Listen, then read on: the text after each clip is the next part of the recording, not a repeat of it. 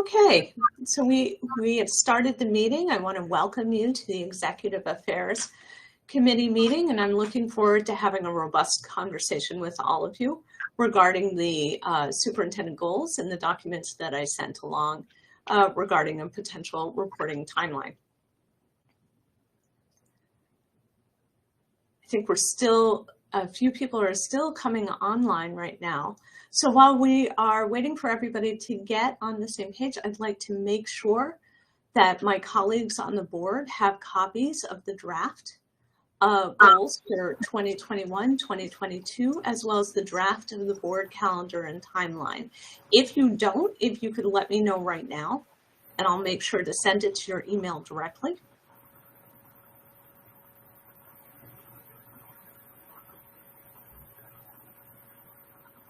Wow, this is kind of worse than when I teach and I hear nothing. Can you give me a sign of some kind if you're ready? And I don't see them in my inbox, and I had that issue with my email. Certainly. Can you send them over? I certainly can. Can I send them to your regular email, correct? Yeah, you can send them to the board email now. That's now wonderful. Up and so it's functioning. That's good to hear. Ms. Belton-Cotman, I see that you need to. We need to talk. Your hand's up. You asked for a sign if we were okay, so I just gave you a hands up. That was perfect. Thank you very much. I appreciate that. Okay. Mr. Hurd as well? Yes, can you please resend? Thank you. No problem. I'm happy to do it. I want to make sure that everybody's ready to go and that we can have a good discussion. So while I do this, just as an overview, I sent this about a week and a half to 2 weeks ago for your consideration. I resent it on Monday as well for our discussion, and I did ask for responses then. And I understand that we may need to have some more conversation about all of this, so I'm looking forward to that. As a part of the conversation, what I'd like to do is I'd like to start with the superintendent. I start with an overview of the process as I'm seeing it right now, and then go ahead into the superintendent's goals, as well as the timeline that I have started. I would like to emphasize with the timeline,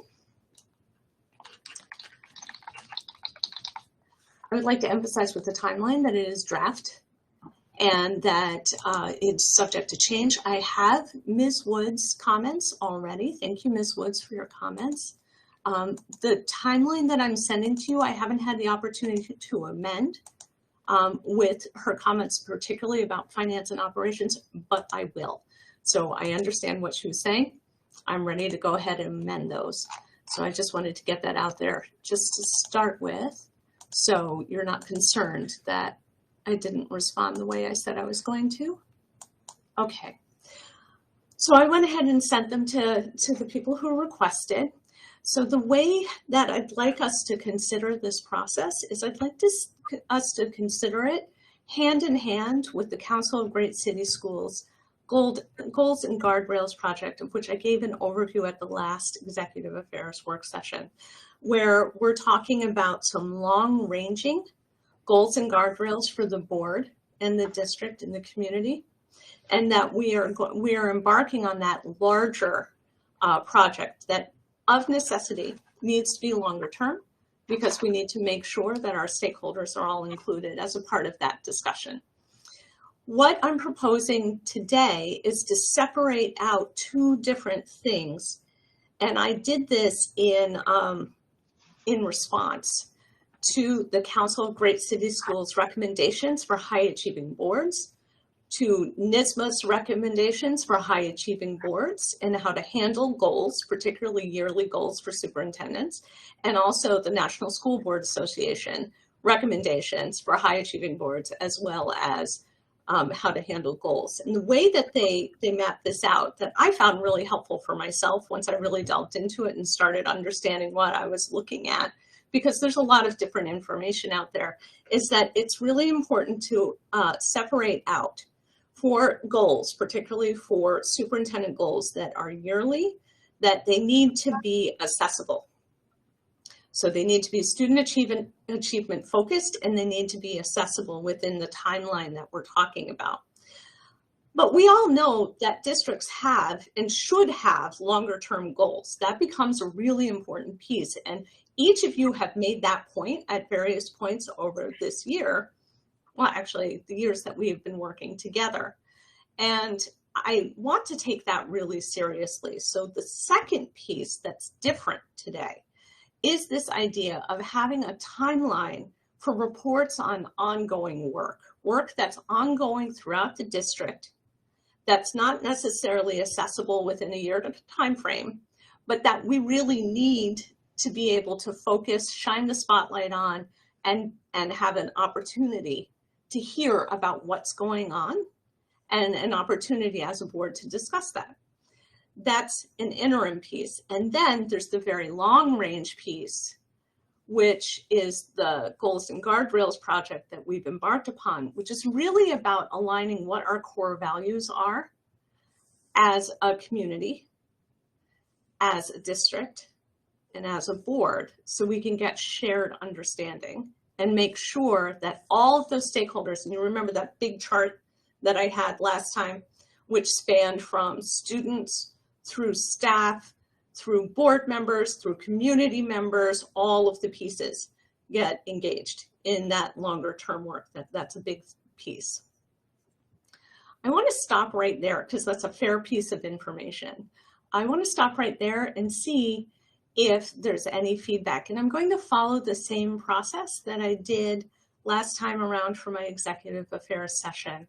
And so I'm just going to run through each of you in alphabetical order, or as close to alphabetical order as I can get. Do forgive me if I drop one or two, but that would start with the top of the order with Ms. Belton-Cotman. Do you have any questions or any comments on that piece? Not really. I think my overall concern is that the amount of time it's going to take to get through this project. Mm-hmm. And so I was wondering why the board did not have a special meeting just to focus in on pulling together all the pieces to this, so that at the end of the meeting it could have been already in place and we could be moving forward with our timeline as far as the guardrails are concerned and as far as moving this district forward. And so that's what the only, my major concern is that it appears to me that time is of the essence, and that if there ever was a need for a special meeting, it's certainly in November to pull together some goals and guidelines, and so that we can move forward for the remainder of the year. So I wasn't sure why we didn't do that as a board.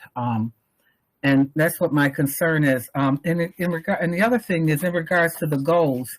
Some goals are short-term, but the way these goals are written up, it appears that these goals would have to more than likely be achieved over a period of time, and upwards of probably about 3 to 5 years for the most part, and that the guardrails would provide the railroad to make sure that we accomplish the goals. Okay, so the goals are broad enough that you're trying to achieve certain things, but without the guardrails in place. For example, one guardrail I would recommend is that no child who's receiving the free lunch program, that all of our reading at a level 1 or doing math at a level 1. So I'm just trying to figure out, why we didn't have, why aren't we scheduling a special meeting to get this wrapped up as soon as possible so that we can move forward and get our students on path. I'd like to respond to that, and I want to first thank you for your comments as well as for your sense of urgency about how important it is that we meet students' needs. It's something I share. I think that there's a little bit of confusion about which goals we're talking about, which is totally and completely understandable since we have a couple projects on the deck. And we also have this question about goals. So one of the things that we have to do in the work of the board is we have to have yearly goals for the superintendent in place so that this work can continue. So what I'm looking at is threefold.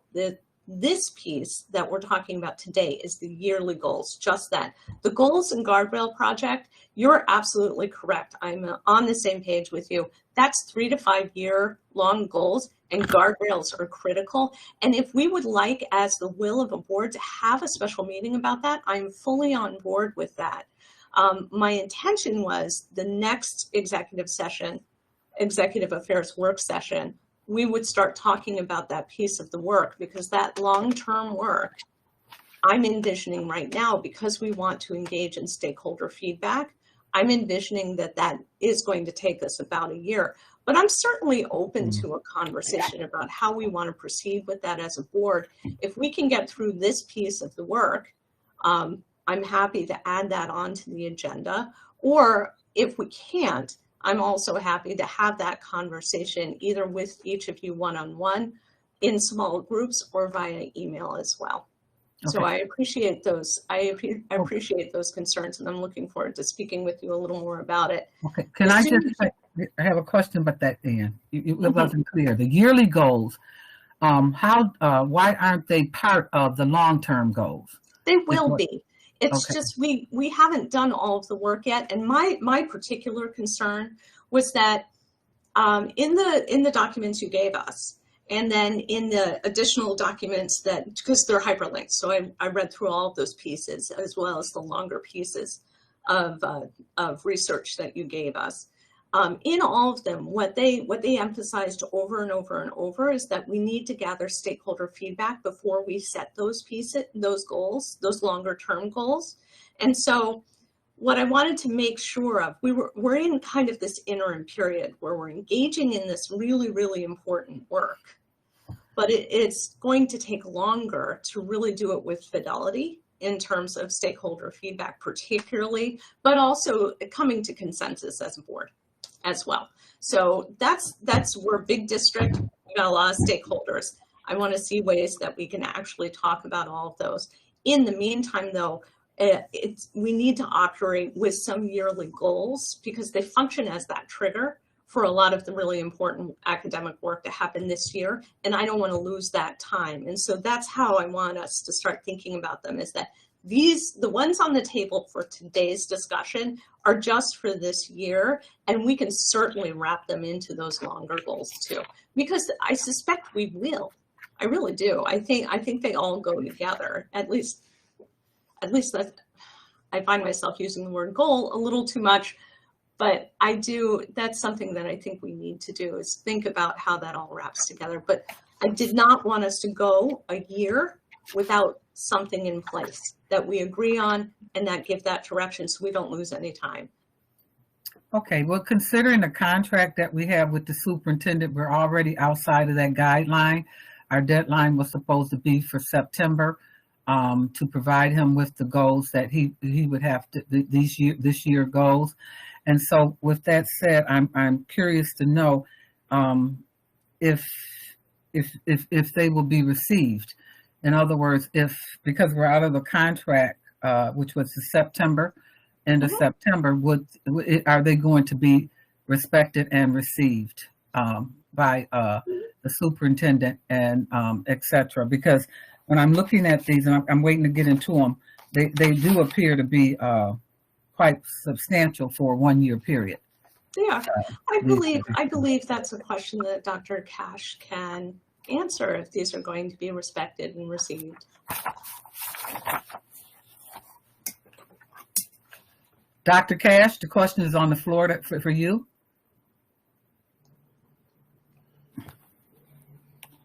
Well, good evening, colleagues. The question is that what you see before you, I've been working with Dr. Rivera and the executive team for about a month on what you see before you. What a question would come in is, what are they going to look like after tonight's discussion? And if they start to morph, or they start to evolve, or they start to become something else, then I would have to look at those and and make a determination about that. But what you see before you tonight, I have staff prepared to drive the district's performance toward achieving these goals.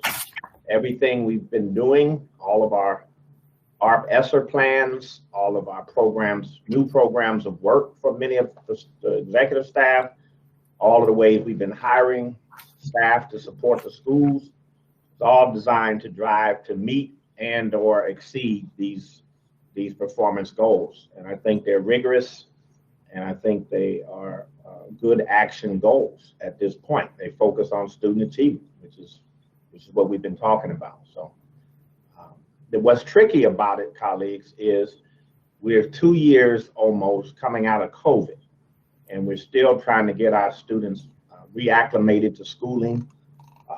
A third grader is not necessarily a fifth grader at this time for many students. Some are gone even further.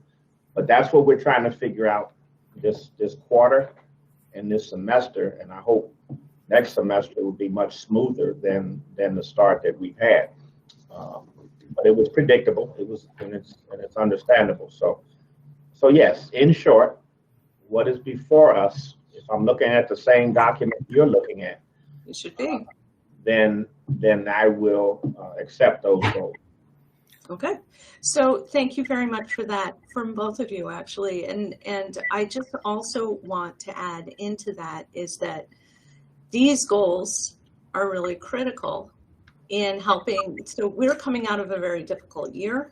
Our students have struggled. Our students have dealt with many, many, many challenges. And the idea is that these goals are going to mobilize and focus those efforts. And as Dr. Cash said, this gives, staff is ready to do this work, and I'm encouraged by that. So that established that what we're talking about are goals for this year, that those are different than the Council of Great City Schools process of goals and guardrails, which would be a longer term piece of work. I'd like to close out this piece and move on to the next board member if they have any questions about that particular piece, about the role of these goals in that larger process. So I'm going to go around. I see you, Ms. Woods. I'm going to get to you, I promise. I would like to go around to Dr. Evans-Brown. Thank you. Good evening, everyone. Good evening. Yeah, so with the timeline, I know that, and this is the third time at least, I've seen this email to board members. And I also know that it is a draft. Yes. And so it needs to be updated with reflecting, some of the information. So it is a draft. So you have an opportunity to hone in on specifics. For example, on November 10th, I know that, and you kind of put, some information there, but it is out of date. It would be my responsibility as the chair of student achievement to update that. Yes. And I will, and so forth. So that was really the purpose of Ann sending this out, and she sent it out 3 weeks. I don't know, but anyway, when Sharon first presented the information to Ann, yes, and drafted this and said, I need to put something in, and that's what she did. But we also talked about, as a leadership team, talked about getting all the board members together, and of course that didn't happen because you changed jobs and other variables. That was definitely on my part, yes. Yeah, other barriers, were there. So, slight case of pneumonia.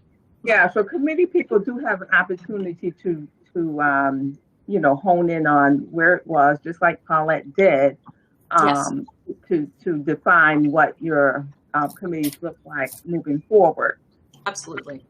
As far as the goals, I thought they were good and reasonable. We're talking 21 to 22 academic year. I think the concern I would have is when you're looking at proficiency and state assessments and et cetera, how that would impact, those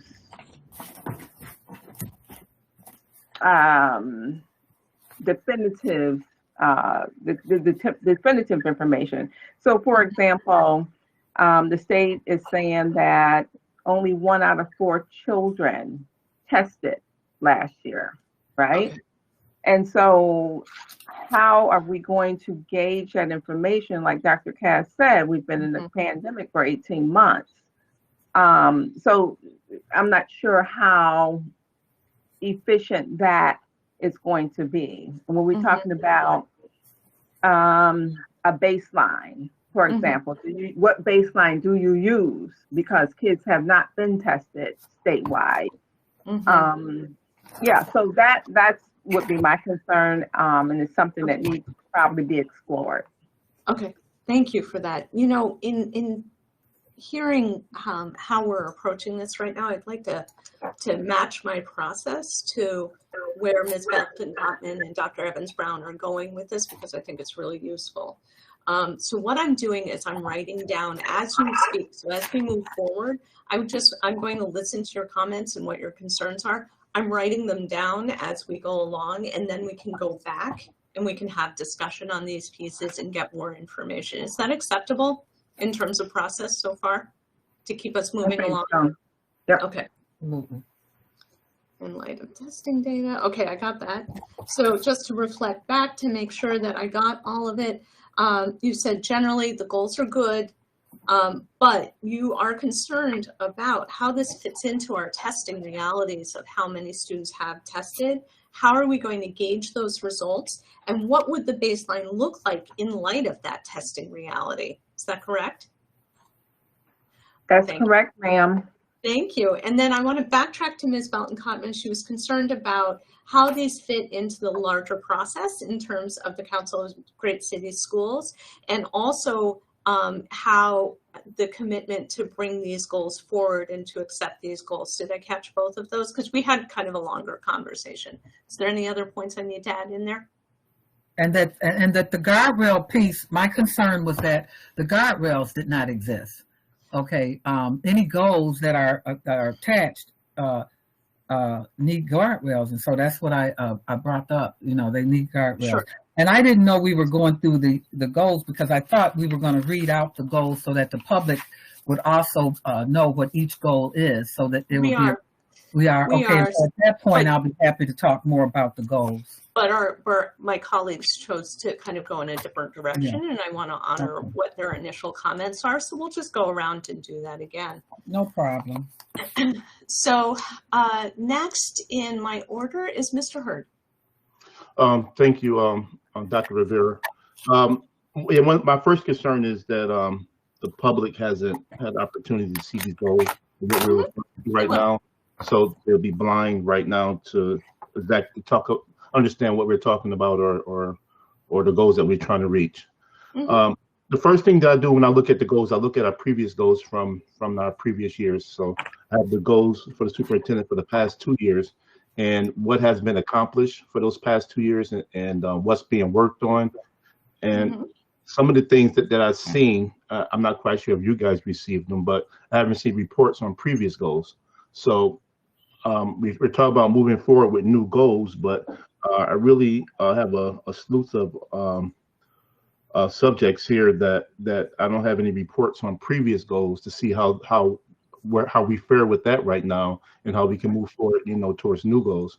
So I really like to think about Sharon Cottman's words about going into some kind of work session, so we can actually go through these and find detail to find out where we stand, and to set new goals, just to make sure that we are on the process of accomplishing our old goals.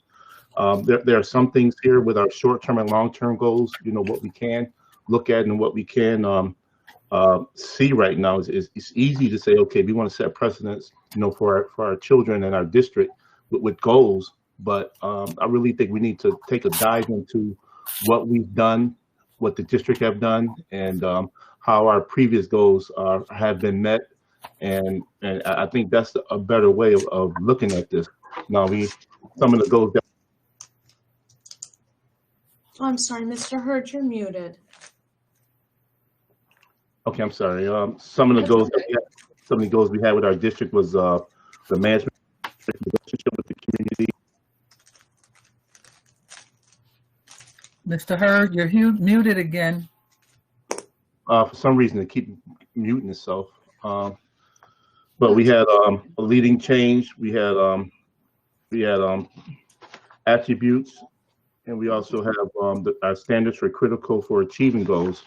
And some of these reflect in our short and long-term goals and how we can accomplish these. Also, it's very important the timeline for our goals. To take a look at, see what the timeline for each goal. That's apologize again. The timeline for each goal that's represented and our ability to accomplish each and every individual goal. Is the district available, or can they reach these short-term goals? And do we have enough staff members left after that, to reach our long-term goals? And what are we concentrating on? So we did have short and long-term goals in the past, and I would like to see those reports. Also, dealing with COVID-19, childhood enrichment, these are some of the things that's very, very important to me. And our goals in music, our anti-bullying, anti-gang, our teacher assistance, where we lie with that. I see in this report that you want suspensions down 10%, but I still, looking to see what our numbers are from last year and where we at right now with our suspensions, which we supposed to have a monthly report on that, and I haven't seen those reports either. So for each school, each building. So, and also our goals with public support. So it's numerous things that we reached out in the past for the faith organizations, and our reports, of working with those organizations. So I'm not really too strong on moving forward with new goals until we see where our goals at from the past and what can we do to and develop talking points to see where we at with those. So I understand what you're saying. So the very core of your comments are that you would like to make sure that we have a yardstick with which to measure our progress. So if we're talking about increasing, we need to know where we were with our previous goals. And then there's a variety of subjects that I think would be really good to discuss in terms of educational support particularly. So I made note of those things. We'll move forward and we can have that. I'm going to respond to some of them, and then I'm going to ask some of my district partners also to respond as I move forward. But I'd like to turn over and give Ms. Makosi the opportunity to make any initial comments. Dr. Rivera, if you're going to write this down, can you please add a couple other things to the list? Our ELL students, make sure, so that's one of our goals that we look at and see how we are working with those. Our restorative practices. Yeah, Yes. I want to talk about all of those specific subjects. I'm going to give you the opportunity to do so as well. I really am. I'm looking for kind of the overview right now so that we can really delve into that. So I definitely will write those, and I promise I will come back to you. I will not obscure those subjects because they are critical and they are really important. I'd like to talk some more about that. But I do want to give everyone the opportunity to make those initial comments so that we do have the time, and that we're not going to get into a place where we have to cut this short because they deserve the attention. So I appreciate that. Thank you very much. Ms. Makosi? Thank you, Dr. Rivera. I did actually see this before. I apologize. I had you send it again.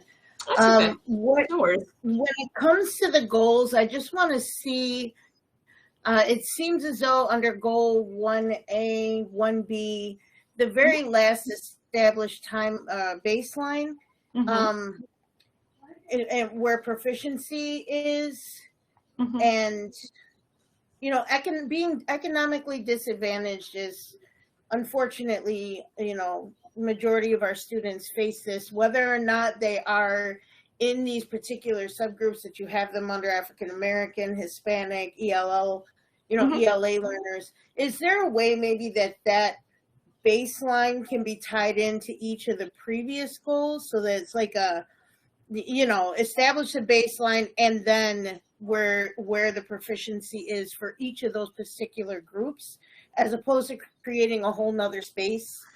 To me, it just seemed like logistically it would be more comprehensible for me, because you would have like the group with your very first group percentage of African American Black students. If you had this baseline and then also, you know, in the economically disadvantaged areas, you have that attached to that as opposed to another. So if I So had, everybody is pretty much economically disadvantaged. This kind of pinpoints also each of those groups as well, as opposed to just one economically disadvantaged pinpoint. right, That was just something that caught my eye, and if you Mhm. you know, I'm definitely open to hearing how you were going about that. And as far as the timeline goes, the proposed pieces that you were putting in this timeline for the other groups, I'm sorry if I hadn't been on point with this, but have just these been? placeholders. Yeah, they're just, so they haven't been talked through whether or not the committee No. chairs of those groups No. have agreed to those. No, Okay, no, yeah, we're that- just placeholders. That's why that's a draft. Those are Right. just, they're just Right. like, here's an idea of what we could do kind of thing, not It set seemed to in be playing out that way. I just wanted to be clear. This way I know that the timeline might be, you know, altered a bit, but I find that the timeline is pretty succinct. And you know, given every committee chair has their own kind of view of what they want to attack as well, but Absolutely. being that time is of the urgent, you know, time is of the essence, Right. I feel that the timeline and the way that it's put together is very doable. And yeah, I agree with everyone else that if we get our heads together in our own space around this, then we can move on this quick. So thank you for letting me bring my feedback to the table. I appreciate that feedback. So I think what you're talking about with economically disadvantaged, I think what you're talking about is figuring out those subgroups to get in conversation with each other. And so that might be something that we could talk about as we move forward. And then with the timeline, I appreciate, actually I should say this to my colleagues as a whole, I appreciate your understanding that this is a draft nature and that these are placeholders. And what I did with it is I just tried to pull in all of the work we have been doing since we came on the board and all of the major subjects we've been talking about consistently since we came on the board, and tried to figure out, correlate them with when there's state reporting times, and just parcel it out in a way that kind of made sense in terms of our semesters, you know, like when grades would come in terms of when data comes in to the district, but they are all just ballpark placeholders, because I do want to respect, as Ms. Mikosi said, what each chair wants to do and wants to bring to the table, because that's how we become a really strong board, is by leveraging all of those talents. So I appreciate that. So Mr. Scott, you are no, OPQRS, I apologize. See, I told you, alphabet problems. Mr. President Petrucci.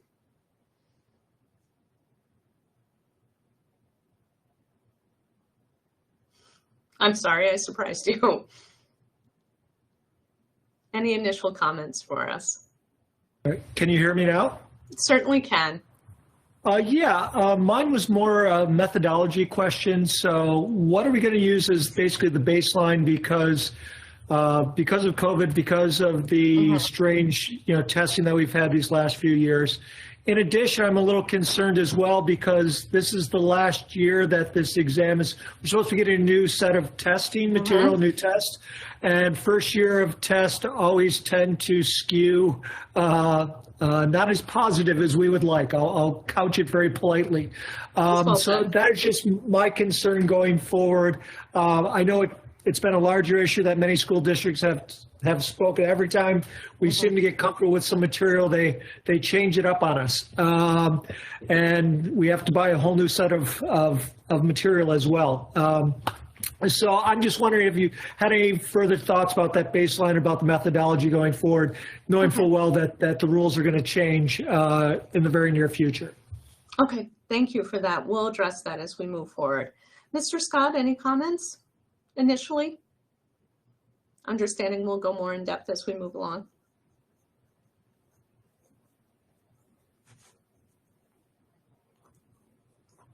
I'm afraid you're muted again. President Petrucci and Dr. Evans Brown raised the question I had about the state assessments and using that data as a gauge. I had provided some feedback on attendance and the challenges that we have in assessing attendance this school year. So I'm happy to see a very well-written clause at the bottom of the attendance goal. I think my only question has to do with the draft of the committee work sessions. So you're looking for feedback on those? Yes, my initial thought was that was going to be a separate discussion. We'd do goals first, and then we'd do feedback on that timeline. And just as an initial discussion, mostly procedurally speaking, whether or not this kind of works, the way to think about it, and then each chair can give me some specifics and I'll pull it together and turn it back to my colleagues on the board to review one more time before we start moving in any direction. I wouldn't presume to just do it myself. I think that doesn't work. Thank you. That's all for me. Thank you very much. Ms. Woods, you're up.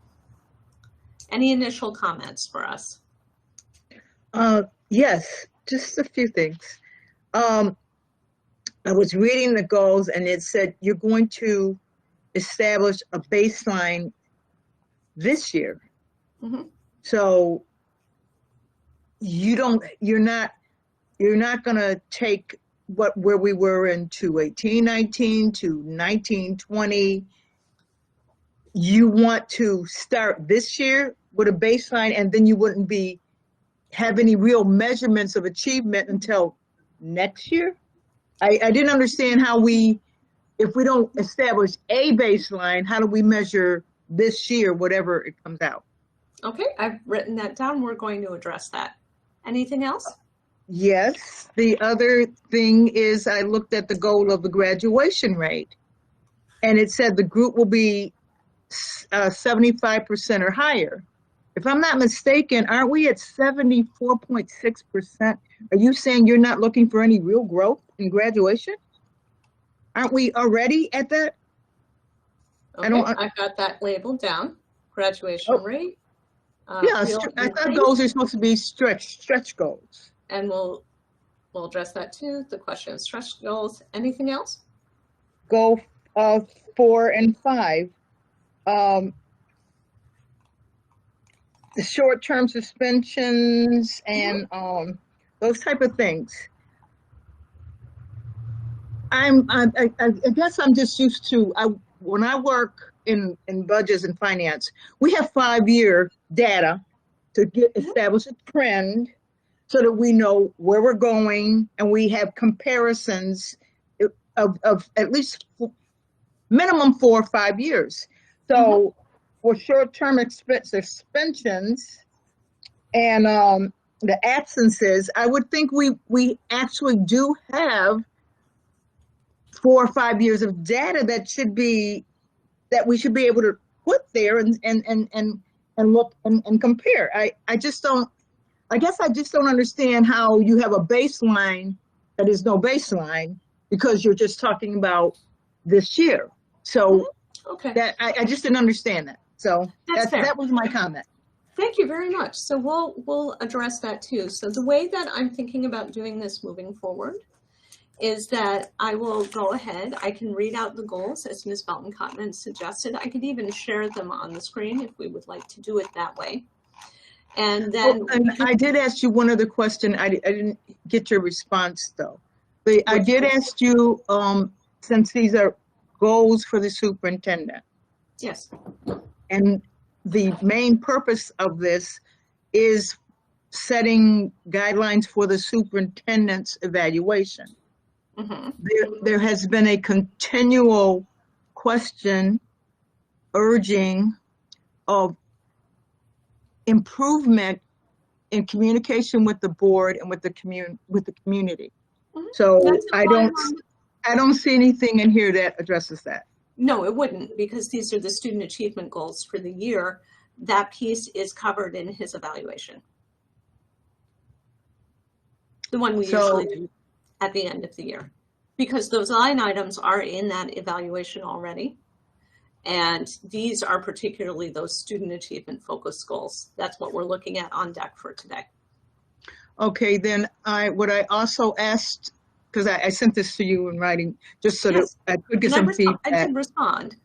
Yes, you did respond to some items, but as I expressed to you that if our focus is on achievement in an urban district, which is Mhm. majority Black and brown, that some of the goals that improve performance for the majority of our students were diversity in hiring, having a teacher that looks like them, inspires them, they see that, having the curriculum that says they've been kings and queens and they can inventors, something that inspires them that way. I saw the goal for improving achievement that I thought the whole board agreed was we had to raise all of the schools up to a better level so that we don't just have criterion schools that are excellent, but that all the neighborhood schools, so that Correct. equity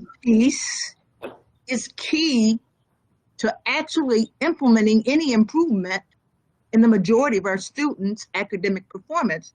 And I don't Okay. see any of that here. So So that's what what we've got- I was asking. Okay, and I appreciate that. So what you have are two buckets here. The first is on the question about faculty diversity and equity in that way. And that is covered as a part of the equity resolution that was passed. And we're going to talk about how to get some ongoing reports with some of those areas, as well as what role equity and the way that we're seeing equity in conjunction with our stakeholders across the district, how that looks in a part of that long-term planning. So that's definitely a piece of it. I did say it, but I realized that it might not have been really clear, so I apologize for the lack of clarity there.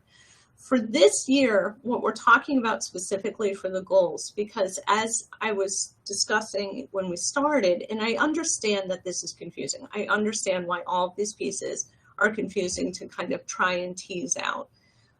For this year, we're going to focus on these student achievement goals. That's the proposition here, to focus on particularly student achievement.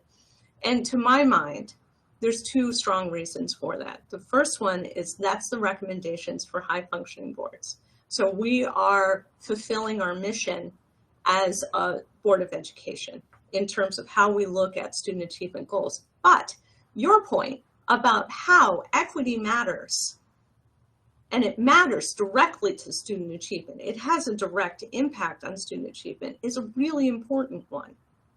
So then that's why I was thinking we'd have this tripod, right? Which are more stable. If you think about a three-legged stool, basically. So you've got the one where we're working on student achievement goals for this year. You've got the other, which is the timeline of reports so that we get all on the same page about where we're at. And we're going to delve into that a little bit more, as well as these questions about baseline, which are really good questions to ask. And then the third is this, I'm almost there. And then the third is this long-term planning that we're talking about doing, that we really need to establish with all of the stakeholders in the BPS community, including ourselves, in terms of what that would look like. And so when we talk about, and I expect that equity discussion is going to be front and center in that discussion.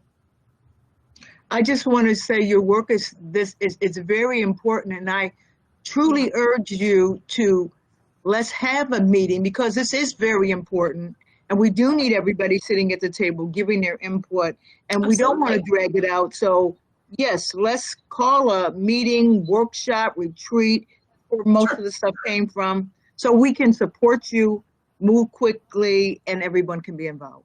I absolutely appreciate that. Thank you, Ms. Woods. Let's talk about that once we conclude the discussion of the two items on the table. I'm going to put it on there that we need to talk about next steps. And what I'll do too is, for clarity's sake, I'll review some of what the timeline and the larger project of that Council of Great City Schools work that we're talking about, doing that deep work. And we can talk as a board about what we want to do. Would it, you know, do we want to kick it off as a retreat? Do we want to kick it off as as special meeting? Let's talk about that as a collective. I think that would be a really good thing. So I'm going to read out the student achievement goals, and then I'm going to talk about what we have on the table in terms of our initial comments as a way to keep us kind of organized. So first and foremost, student achievement goals. The front matter on the document in front of the board members right now for the community are simply reiterations of what's existing, which is the board vision and policy from our own policy documents, and the education bargain core beliefs and commitments, which is on the BPS webpage and really stamped on many, many, many communications so that the community really knows that piece of it. We've been living with those core values for a while. So that's just the front matter. Then as we move into the second page, we go into student achievement goals. Now the overarching goal, the way to think about what we're trying to do with these goals is to accelerate the academic performance of all students. Goal number one under that.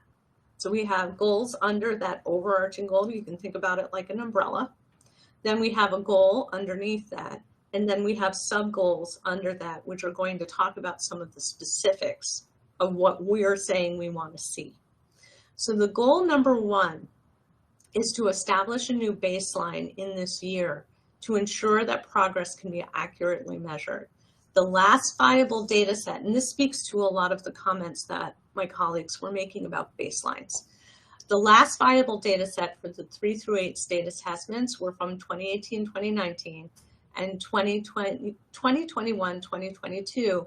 And it's the last year of the Common Core prior to the shift to the Next Generation Learning Center standards. So what President Petrucci was saying about the fact that we're going to have our paradigm or the way that we measure student progress through these tests, it's going to shift again as we move forward. Even with that though, this document is saying we're still going to measure progress. And this is how. The overall percentage of students in grades 3 through 8 who are proficient in English language arts, ELA, will show yearly increases of 3 to 5%.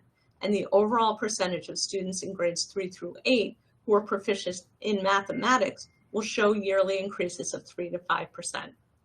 Goal 1A under that is the overall percentage of students in grades 3 through 8 who are proficient in English language arts, that's ELA, will show yearly increases of 3 to 5%. Under that, what we have is how we're going to what's known as disaggregate that data. In other words, we're going to look at how particular subgroups in our community, in our BPS community, what our goals are for those groups. And my understanding, and I'm going to ask our district colleagues to kind of elaborate on that a little bit more because they're the subject matter experts, but my understanding is that's a way to make sure that we are looking all the way across at all students. So that's going to speak to one of Mrs. Wood's concerns. So this reads as, establish a baseline in 2021-2022, the percentage of African-American Black students in grades 3 through 8 who are proficient in English language arts, ELA, will increase by 5 to 7%. Establish a baseline in 2021-2022, the percentage of Hispanic students in grades 3 through 8 who are proficient in English language arts, that's ELA, will increase by 5 to 7%. Establish a baseline in 2021-2022, the percentage of students with disabilities, those are SWD, in grades 3 through 8 who are proficient in English language arts, ELA, will increase by 5 to 7%. Establish a baseline in 2021-2022, the percentage of students who are economically disadvantaged in grades 3 through 8 who are proficient in English language arts, that's ELA, will increase by 5 to 7%. Goal 1B is very similar in that way. So for the overall percentage of students in grades 3 through 8 who are proficient in mathematics, will show yearly increases of 3 to 5%. Since I read out literally what was written here, you can see it's a little long. So basically in all of the subpoints beneath that, it says establish a baseline in 2021, 2022. And then those same groups, African American, Black students, Hispanic students, students with disabilities, students who are English language learners, and students who are economically disadvantaged in grades 3 through 8 who are proficient in mathematics will increase 5 to 7%. So what that means is we're looking at each group separately and looking at their achievement. Goal 2, I'm going to move on to goal 2 now, because I'm going to read all the way through. I'm going to read all the way through and then let's tackle.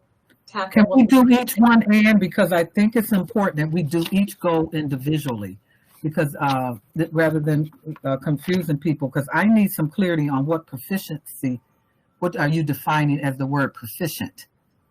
Okay, in this situation, because I'm not reading this, that this is dealing with the children who are not proficient. So that's why I sort of want to ask the questions as we go along so that I can make sure that I'm clear on what we're trying to accomplish here. And I'm not sure what proficient means.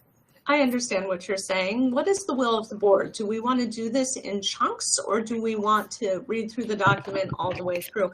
I would like to add that this document, we're going to work on making it available. This is not final.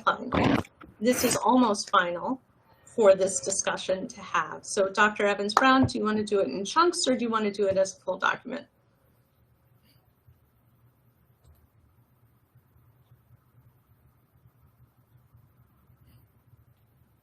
I think we should do it in chunks, only because it can get confusing if we do it, you know, the full document. Thank you very much. Ms. Mikosi, chunks or full documents? I'll agree with the will of the board right now if we tackle each piece. And then what was I going to say? If we're doing it in chunks and we go over time today, that's the only concern that I would have, and hoping that Chairwoman Woods wouldn't have any issue with us going into her time. Chairwoman Woods, I can't speak for you on that one. Do you mind speaking on that? Because we're almost at time already. I'd have to ask Jeff. He's doing a presentation on our budget, so I'm not sure how long he's going to need. So why don't we do this? Is the board willing to make the subject of this work session solely these goals and none of the other items that were brought up already, including the timeline? And we can push that to either a different meeting or a special work session. Because those are, I mean, when we talk about our rate and our time limiters, those are the things that we have to work with. Ms. Belton-Cottman, I'll start at the top of the rotation again. I think it's important that we go through each and take the time to do it. I don't think that we have to address the timeline if we have not addressed the goals at this point. Okay. You know, and I guess that's the reason for saying that we have a meeting just to focus in this. There's never been a problem before going over on these committee meetings because they have not run for an hour in a long time. So I appreciate you wanting to try to keep it within an hour, but that's never been the practice. I just want to be respectful of Ms. Woods, since she and I have this time right now. I want to be sure that we can tackle the business in front of her as well. Dr. Evans-Brown? Yeah, I concur with board member Cottman. We can always deal with the timeline at another time. That's fine. Thank you. Ms. Mikosi? I'm good with it. Yeah, I just wanted to bring up, going over, that's all. It's a really good point. Thank you for bringing it up. President Petrucci? Yeah, I'm okay taking item by item. Thank you very much. Mr. Scott? I have no preference, whatever others want to do. It's the will of the board. Thank you very much. Ms. Woods? Item by item is great, so we can ask a couple questions. And as Ms. Cottman pointed out, we have had 2-hour meetings for each committee before, so I don't know. I understand that. So I'm trying to be respectful of you. and your committee and not go over in your time without acknowledging that that's what we're doing. So I am going to table the timeline. I'm going to table the discussion of the Council of Great City Schools. Several of you have had a couple of questions that deal with those areas. And so what I will do is I will reach out to you individually to see if we can address those. And we can do it via email or we can do it via phone call. I will give you the opportunity and give you some times to schedule as well. So in interest of being both going in depth and being efficient, what we're going to do, so what's on the table right now for discussion is goal number 1. And that would include 1A, 1B, as well as, nope, that's it, 1A and 1B. Mr. Hurd. I believe you looked over me during the roll call. I understand. I'm sorry, I did. I apologize, Mr. Hurd. No worries, no That worries. was totally unintentional. What is your will with this? Yes, it's to go section by section, but also give the community opportunity to see it also as we go down the line items, because I'm good. right now, they still is unaware of what we're talking about or to read the document themselves. That's a good point. And I think when we talk a little bit about process, we'll go through that part too and make sure that the community can see it. So for right now then, we're working on goal. Thank you, Mr. Hurd, and thank you for speaking up when I overlooked you. So for goal number 1, we have the 2 goals. I did read them out.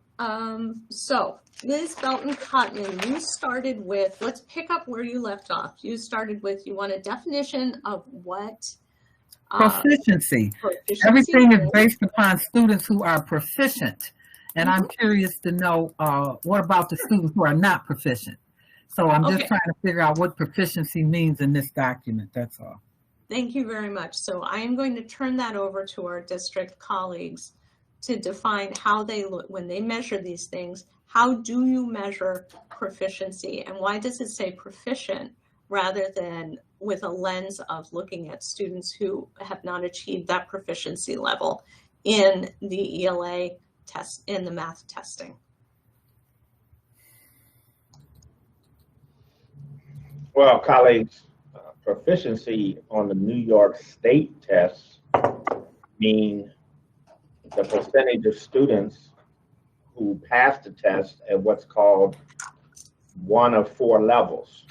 So if you pass the test at level 3 and level 4, then you're deemed proficient on the state examination. If you pass the examination or get a score in the range of level 1 and level 2, then you're deemed not to be proficient on the state assessment.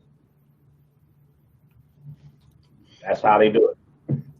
So the definition of proficiency is from the state standard, because those are the testing guidelines we're going with. Is that correct, Dr. Cash? Correct. Thank you very much. So Ms. Cotman, do you mind if I elaborate on your question a little bit and ask a question also? Please. Acceptable? Okay, so the question though, I think when people who are not used to testing, and that's why I'm glad Ms. Belton-Cotman brought this up, is that how the question really is, so if we phrase it, to my mind, if we phrase it as proficient in ELA increasing by 5 to 7%, there's kind of 2 questions that are going to be embedded in that. And the first one is, how are we measuring progress when we have the goal set that way? And how are we measuring progress for students who aren't already proficient? Can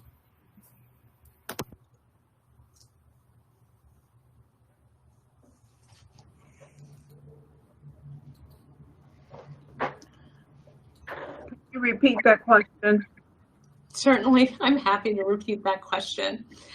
So I think the question here is twofold, which is that when we're measuring proficiency like this, and we say that this proficiency is going to increase, how are we measuring students who are moving from a non-proficient category into a proficient category when we say that it will increase 5 to 7%? let's start there because I asked a double-barreled question and I should know better than to do that. Well, I mean, colleagues, all of this is simplistic. I mean, every day we try to measure all the ways in which students are growing and developing every day. Sure. These are just test scores. That's all they are, and they do no more than what they do. So we are always trying to move level 1 students higher. We try to move level 2 students to high 2 or over into 3. We look at all our bubble kids, bubbles between 1 and 2, between 2 and 3. We try to increase level 4 students, which on these examinations are the highest levels of proficiency in all the subjects that are tested. So we're looking at all our kids all the time. We have weekly conversations about the data in the schools. Schools have weekly data chats about all their kids. They have very robust conversations about each one of their kids and where they are in these proficiency levels. And they're measuring against state standards all of the time. We're also trying to pitch instruction at what's called a moderately difficult level, not an easy level, because that does not improve and grow students' proficiency among what arguably are some of the toughest standards in the country. Some of the toughest standards in the country as far as passing these New York State assessments at level 3 and level 4. And that's true of all the grades in both of the subjects. So the short answer is we're measuring both, but the way the data comes back is it gives you a percentage of your students that scored in each of those 4 categories. And then it tells you the same for each of the subgroups. The racial subgroups, ethnic subgroups, and the students with disabilities and the ELL subgroups. So that's how the data comes back. So that's why we use these terms also, correct? It's because it comes back from the New York State, and these are narrowly focused on the New York State testing standards, and it does not include the other ways in which we're assessing students. It does not. Okay, thank you for that. Mr. Hurd, I see your hand. I'm going to go around. So I'm going to go ahead and go around, and if we need a second round, I'm going to come right back to you all as well. Good. Okay, yeah, definitely. Because I do have additional questions for that. Okay, that's fair. And I definitely will come back, no question. Dr. Evans-Brown. So I guess my question would be, listening to the conversation, when we talk about increasing proficiency by 5 to 7%, should we then say measuring the number of students with number one proficiency, pushing them to a 2, and then the 2 to 3, something like that? I wonder if that change should occur in lieu of 5 to 7%, because what is the measure? What equals what percent, I guess? What percentage, bear with me, I'm trying to, word this right. What percentage in that gap equals, what is the equal percentage from 1 to 2 or from 2 to 3? So I think I see what you're saying. Can I try and rephrase and see if Sure. I get it? Okay, so I think what you're asking is, can we measure not only proficient, right, just proficient, students who are proficient, but can we measure students who are moving from a 1 to a 2 to a 3, and a 3 to a 4? That I see Ms. Melancotta, I see you, and a 3 to a 4. Yeah. Can we measure, can we measure that too? Because what that'll show, this is my editorializing, Dr. Evans-Brown, if I'm wrong, just let me know. But what I'm listening to you say and what I'm hearing you say is then that will show all of the growth. It appeals to me in a way because one of the things that I worry a lot about is overly stressing students with unreasonable expectations. In other words, you're moving from a 1 to a proficient in a couple months.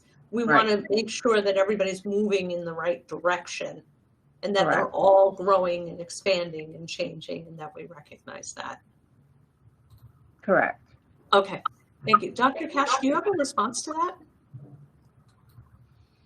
Yeah, it oversimplifies it, and I can't turn that into a goal. I don't know how you turn that into a goal that's measured. Okay. Would We're it working be, on that all the time. would And it be worthwhile to ask for that as a report during this year of course, to give us an idea of what that percentage of growth is? well, I don't know. I don't know if we can do that. I'd have to Maybe I'm using the wrong term. check with staff on that. What we can give you is the progress students are making based on, and that's why we made an investment, a strategic investment to try to get these formative assessments in here. The district never had good formative assessments that were based on the high stakes state assessment. And Okay. we were always waiting on lag data. So even when you get the data, you take it in April and May, you still wait until about now, October or now, before you get the data back from there. And that's not helpful in order to plan for the subsequent year. So what we're trying to do is install more formative assessments for each grade level and for each subject matter. And did I hear you correctly that those relate to state testing data, but they're formative? In other words, they're going to track where students are before. Yeah, the vendors that sell them always say they align to the It's state, aligned. to the Okay. state test. But of course, they all say that. And so we're trying to, I think we're in the process right now of trying to secure those assessments. They're either on this upcoming board meeting or one very soon for you to approve. So we're in the process of that. To get that all straightened out, it's going to be a year or two. You probably won't see that in a really smooth, coordinated fashion until probably next year this time. But nonetheless, the short answer, colleagues, is that when you improve proficiency rates at 3 and 4, you also do have a corresponding impact on levels 1 and 2. It's just that I don't know how to translate that into, level 1s will decrease by such and such a percentage, and level 2s will decrease by a certain percentage, because it's not an exact converse correlation. You see, if you go up 5 to 7% in 3 and 4, it doesn't mean you decrease 5 to 7% level 1 and level 2. It doesn't work like that. Okay, Dr. Evans-Brown, I'm going to come back around to you to see if that might work. And it sounds like it would be something in your committee to talk about too.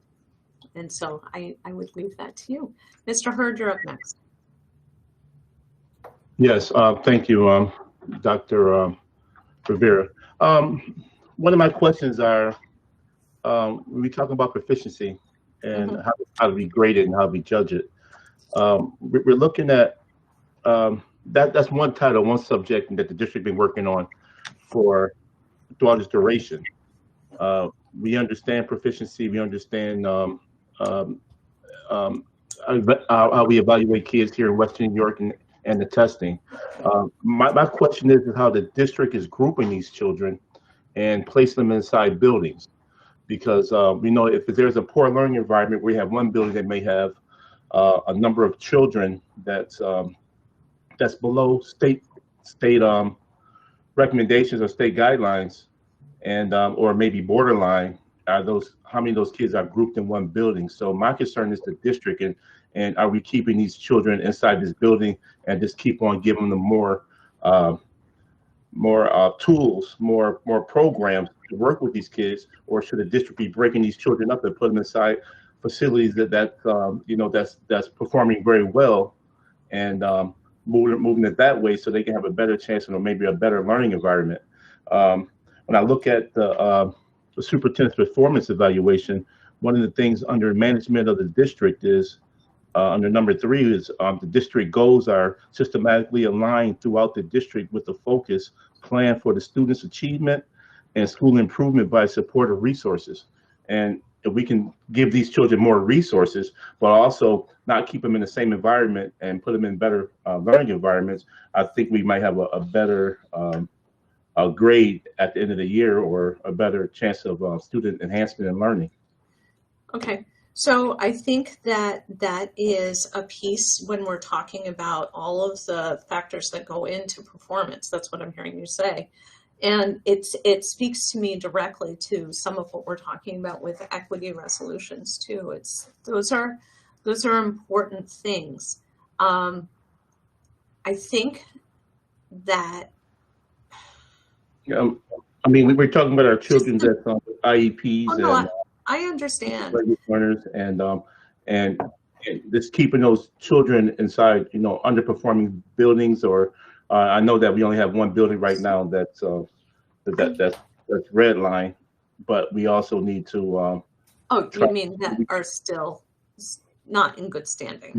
Then not in good standing, yes, that's the same term. So I think that this is a really good conversation to have when we get to the timeline, particularly because what you're bringing up is a really important thing. And one of the things that is on that timeline is looking at data building to building. I think that's an important thing. I would agree with you on that. Then we need to look at that. Thank you, Dr. Rivera. Thank you very much. I appreciate it. Ms. Makosi?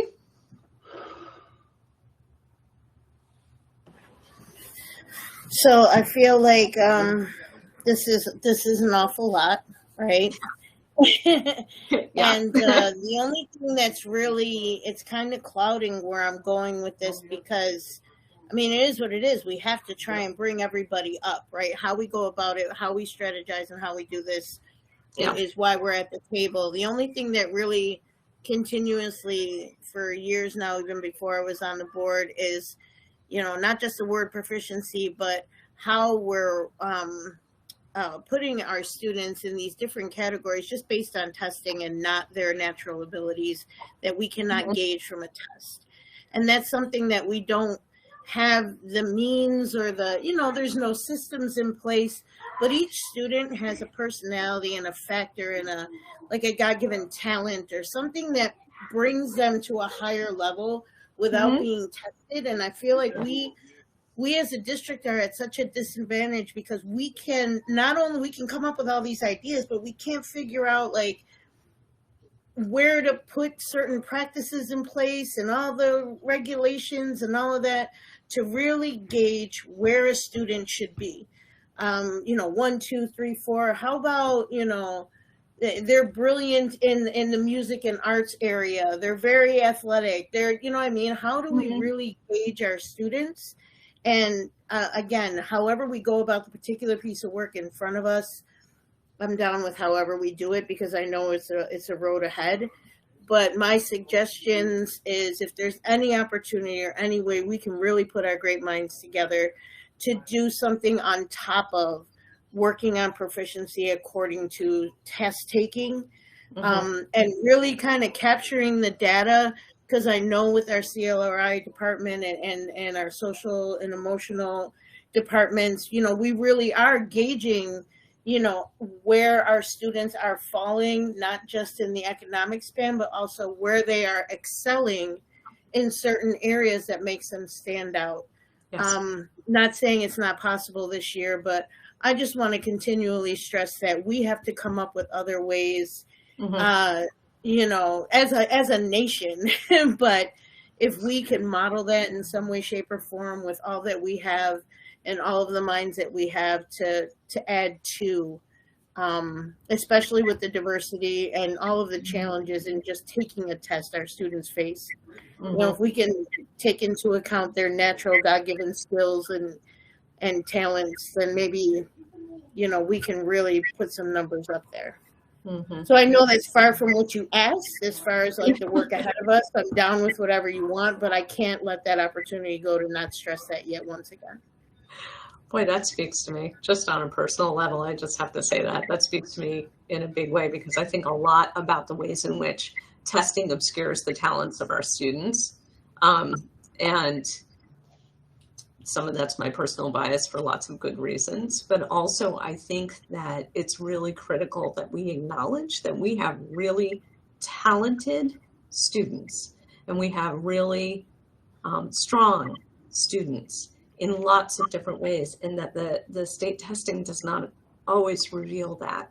Dr. Cash, I saw that you want to respond to this, and I'm going to add on and ask, are some of the other formative assessments you mentioned, are those some ways at getting at some of the talents and the ways in which our students are achieving? Yes, colleagues, absolutely.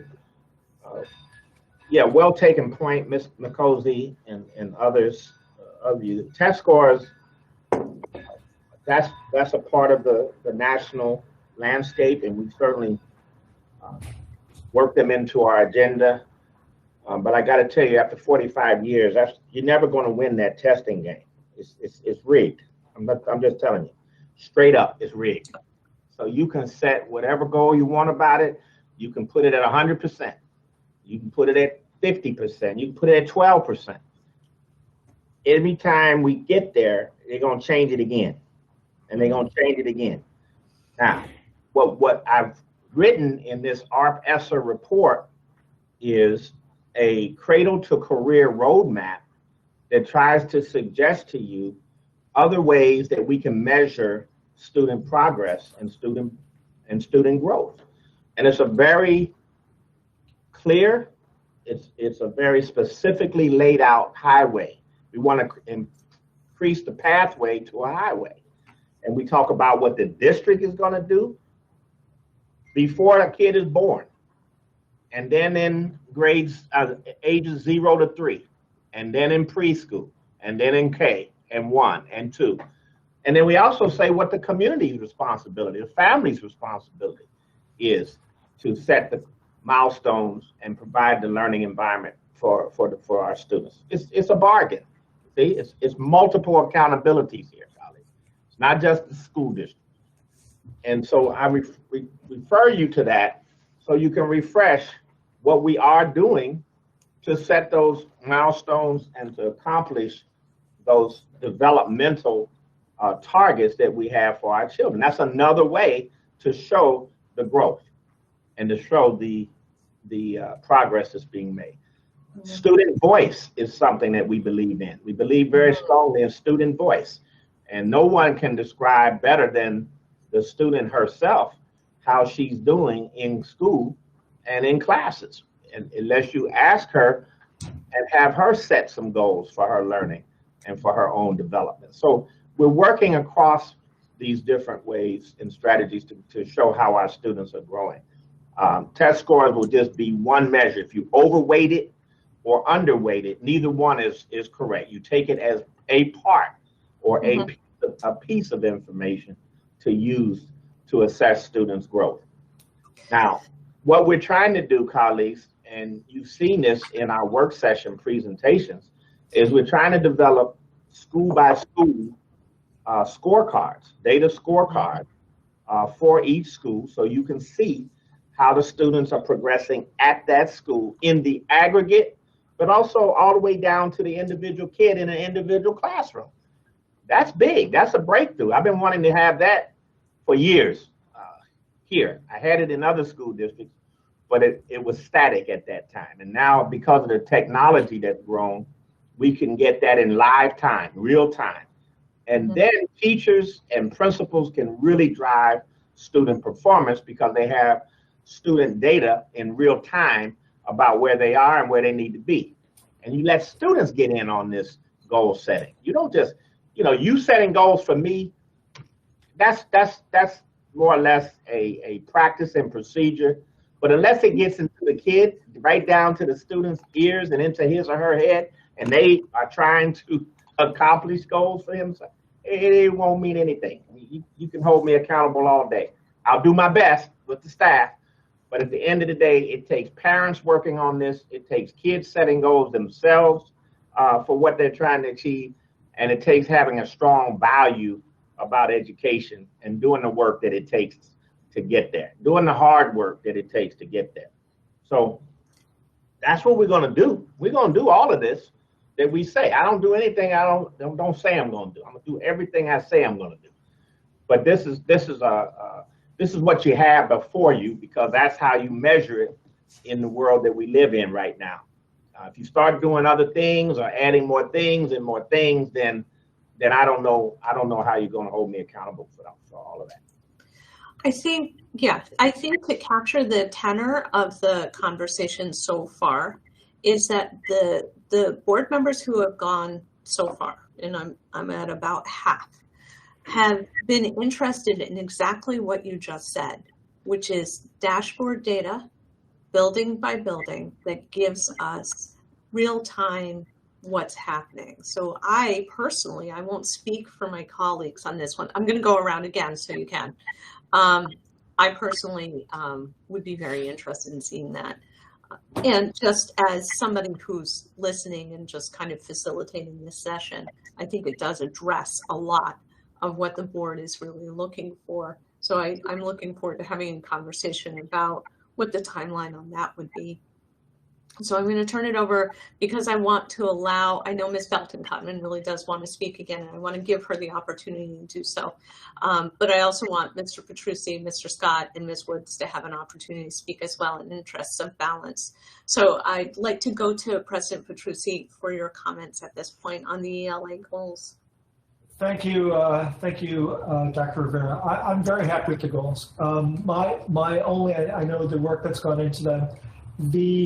The question I would, or the suggestion I would make, or my concern going forward, I should say, would be that wouldn't be so much about the goals, but the manner in which we report out on them. I would just like to see some of this data disaggregated by gender, because I'm a little concerned about the achievement gap between different genders. So that would just, because oftentimes I think that we may be able to achieve, we may be able to get better, higher achievement by putting proper resources in place at the proper juncture, and it may be based upon the person's gender.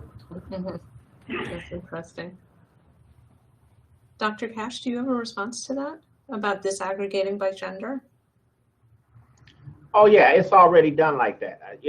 It would be, yeah, we have gender is disaggregated by gender, by racial and ethnic group, by all kinds of different ways you can look at data. We have it. Okay, that's good to know. Thank you. Mr. Scott, your comment or question?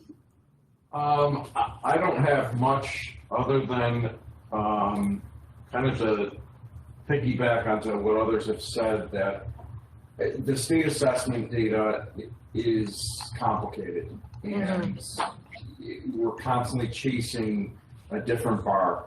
And so it's hard to use that to establish a baseline and then clearly establish growth or lack of growth.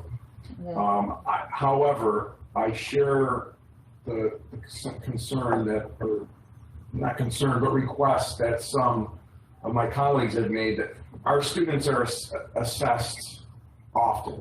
I know my own children are assessed often, as it should be, and especially in elementary. And I feel like there should be a way for us to have a dashboard of that data to look at. As far as DIBELS go, math assessment, which I'm not recalling the name of the math assessment that's used. So I know that these assessments are used periodically, and it shouldn't be that difficult for us to kind of collect that data and have a dashboard for the board members to look at occasionally. And similarly, on our website, we have a data dashboard tab.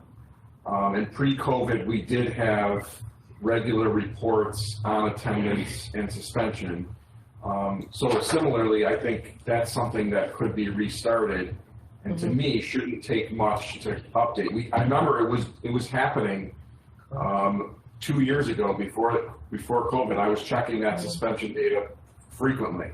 And it was helpful to see that and see the trends from school to school, see some progress in suspensions for short-term and long-term suspensions at some schools.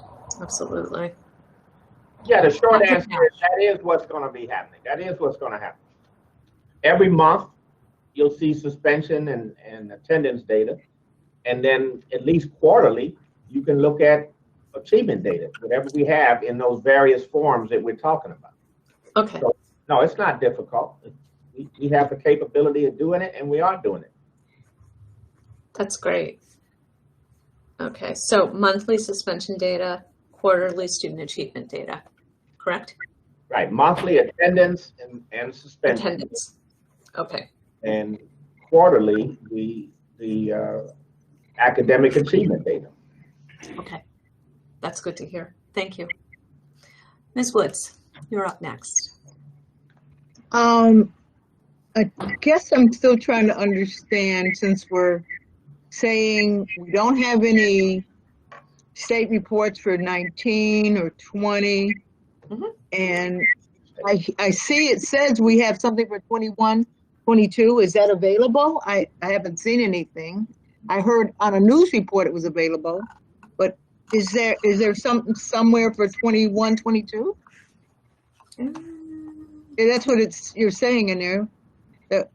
Well, The not state yet. assess- I don't believe it's released yet. The last conversation I had with Dr. Cash, it was not. Oh, no, there's data. Yeah, Yeah. we said that there's data.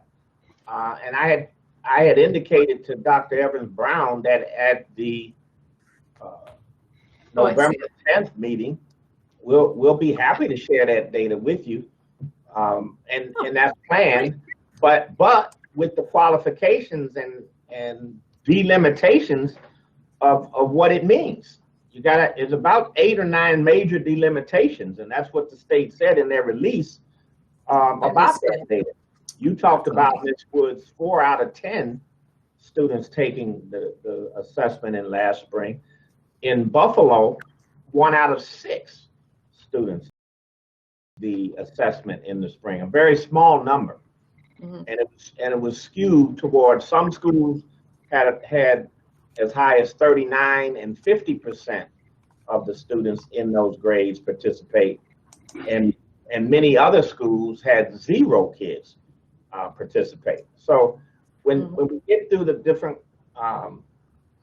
delimitations, another one, for example, is that mostly 3rd and 4th graders were the ones that sat for that test in the spring. Then we'll look at it, and we'll look at it because I've asked for it for charter schools. I've asked for it for the state as a whole. I've asked for it for the Big 5 districts and for our district, so we can make some sense, if there is any sense to be made of it, across those different entities. It's important to look at things in context, given the same delimitations. So that's planned for November 10th. Okay, Dr. Cash, thank you for that. I guess what I'm looking at is 2 things. One is, why are we starting with 3rd grade, since everybody's saying the state assessments aren't the end all and be all? The question is, why are we starting with 3rd grade when we know that's too late? We know that state assessments start at 3rd grade, but we don't get those results until 4th grade.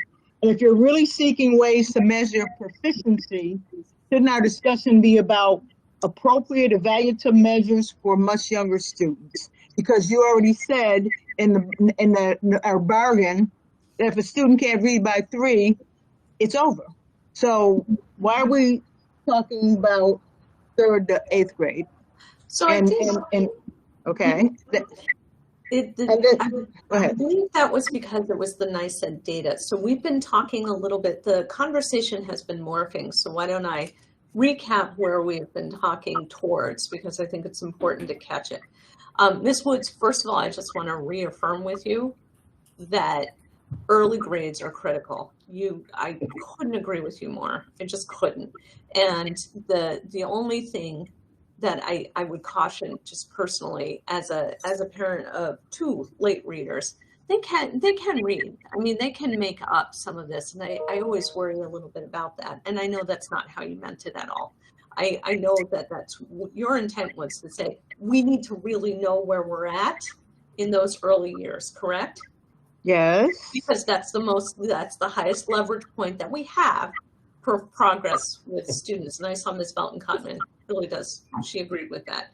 So what I'm wondering about, Dr. Cash, is if the dashboard that we've been talking about and the formative data, can we get at some of that information in a way that the state assessments would not?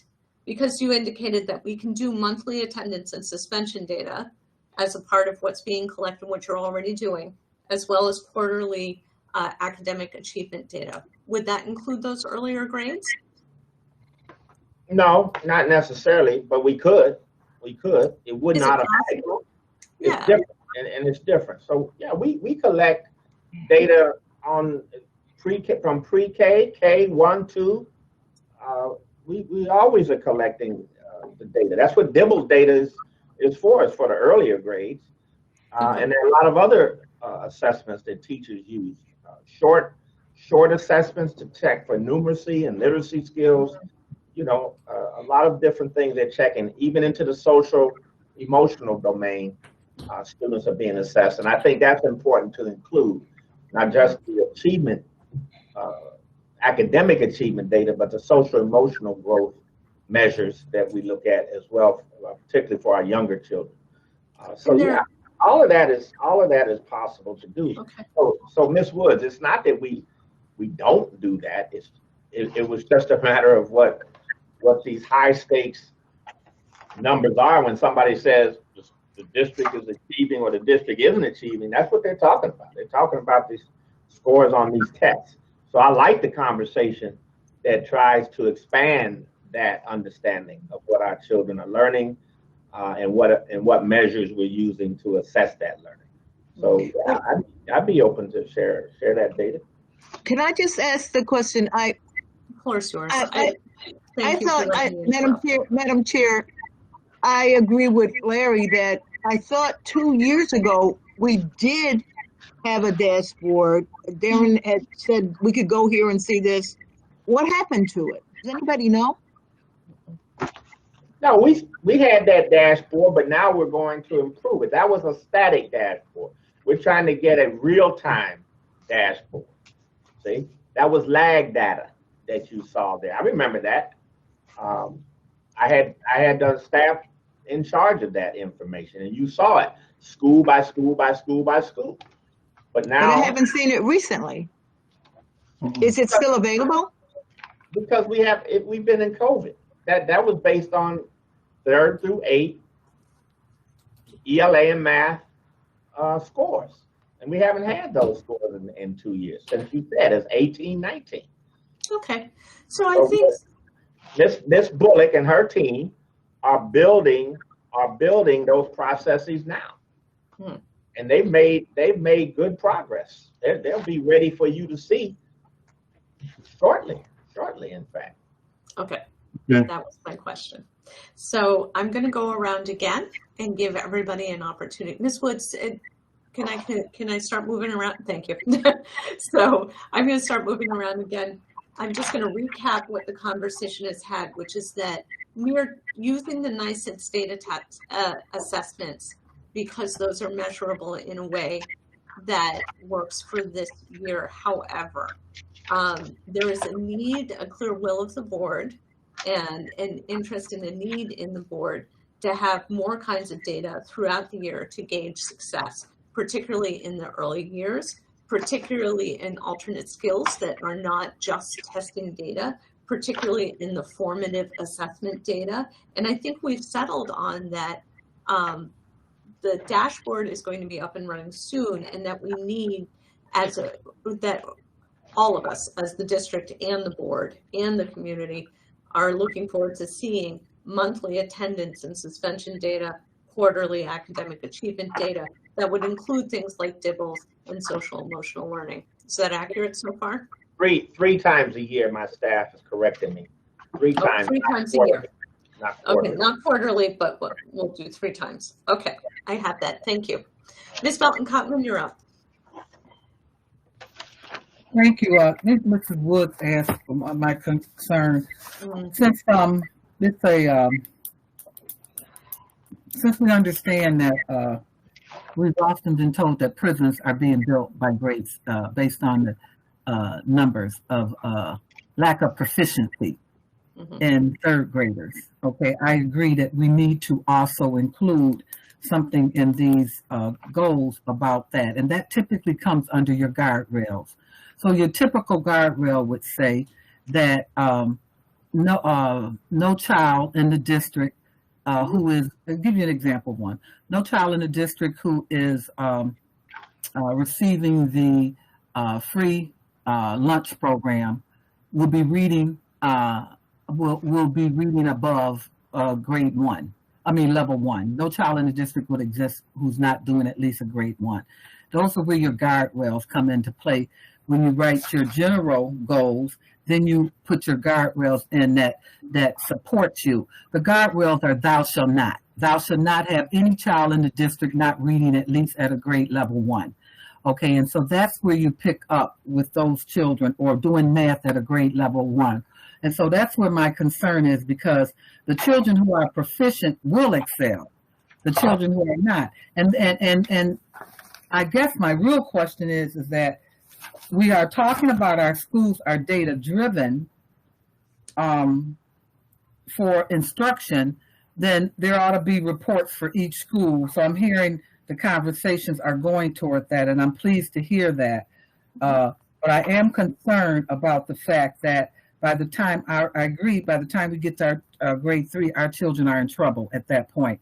And we have done some things in this district, such as have the smaller classroom sizes. However, we did not put additional supports in the classroom sizes.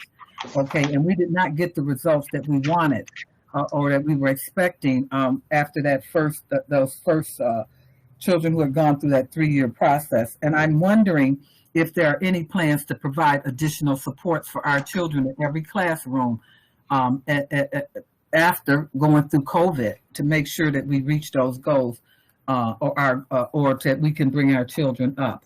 So I'll be interested to hear what those plans are, because without having something in here that specifically identifies what we're concerned about with those children below grade 3, I'm concerned, Madam Chair. Okay, thanks. And that's a very fair concern. And I think I said that when Ms. Wood said it too, is that I really agree with that. I just want to enact one piece of clarity, which is that the guardrails are going to be a part of that larger planning process in terms of thou shalt not, because we need to establish that as a group in concert with community. And I really don't want to step too far ahead with that stakeholder piece. And so I think what I'm going to do, at least for now procedurally, is I've written it down. I think, and I really like the way you said thou shalt not, because when I read this stuff and when I looked at Philadelphia, which is one of those exemplars of how to do this, that's exactly what they did. And to my mind, I would like to have a deeper conversation regarding how that fits with the equity resolution we did and the equity work you're doing on your committee, Ms. Belton-Cottman. I think that's a really important thing. So I want to, first of all, I want to reflect back that I definitely heard that, and I agree with you, and I think that's really, really important. Okay. I think for right now, we need to look at these interim goals. So there is that second piece that I heard you say, that you're still really concerned about that question of proficiency, because you're concerned about students who aren't proficient and what's happening with those students, so that if we're measuring on the superintendent's goals proficiency, how does that affect how we know what to do and how to work with the students who aren't proficient yet? Did I get that? Is that you got it. And I'd like to also share a board meeting that probably is stellar as far as the Council of Great City Schools. It's not that Philadelphia is not, it's just that there are certain boards that have mastered this, and I'll be happy to share it with the entire board. I'll even try to put the timeline in place for you, that you can go right to that time in the board meeting and see the conversations that are had in regards to these goals, etc. Because what's important here is that we are not criticized as a board that we put goals out that did not include all children. And that's what my concern is. I'm looking at the broader picture, that our critics come at us because we did not put a tentative guardrail. I can speak for my community. I don't feel that they would have a problem with me putting a tentative guardrail in place to make sure all children are covered. I would rather have that debate with them, an argument that I didn't go to them initially and get it because I felt that time was very important to do it, rather than the argument that I might see in the newspaper that says that we did not put any goals together that reflected those grades prior to that. That's what I'm looking at. I'm looking at the broader picture. I'm not trying to not work with the community. I'm trying to make sure that the conversation and the narrative out there is that we've looked at all sides of it and that we're not just looking at grades 3 through 8. That's all, because there are parents whose children are not in grades 3 through 8 that will be looking at this. That's all I'm trying to make. I'm not trying to overstep your process. I respect what you're doing. This is very difficult work.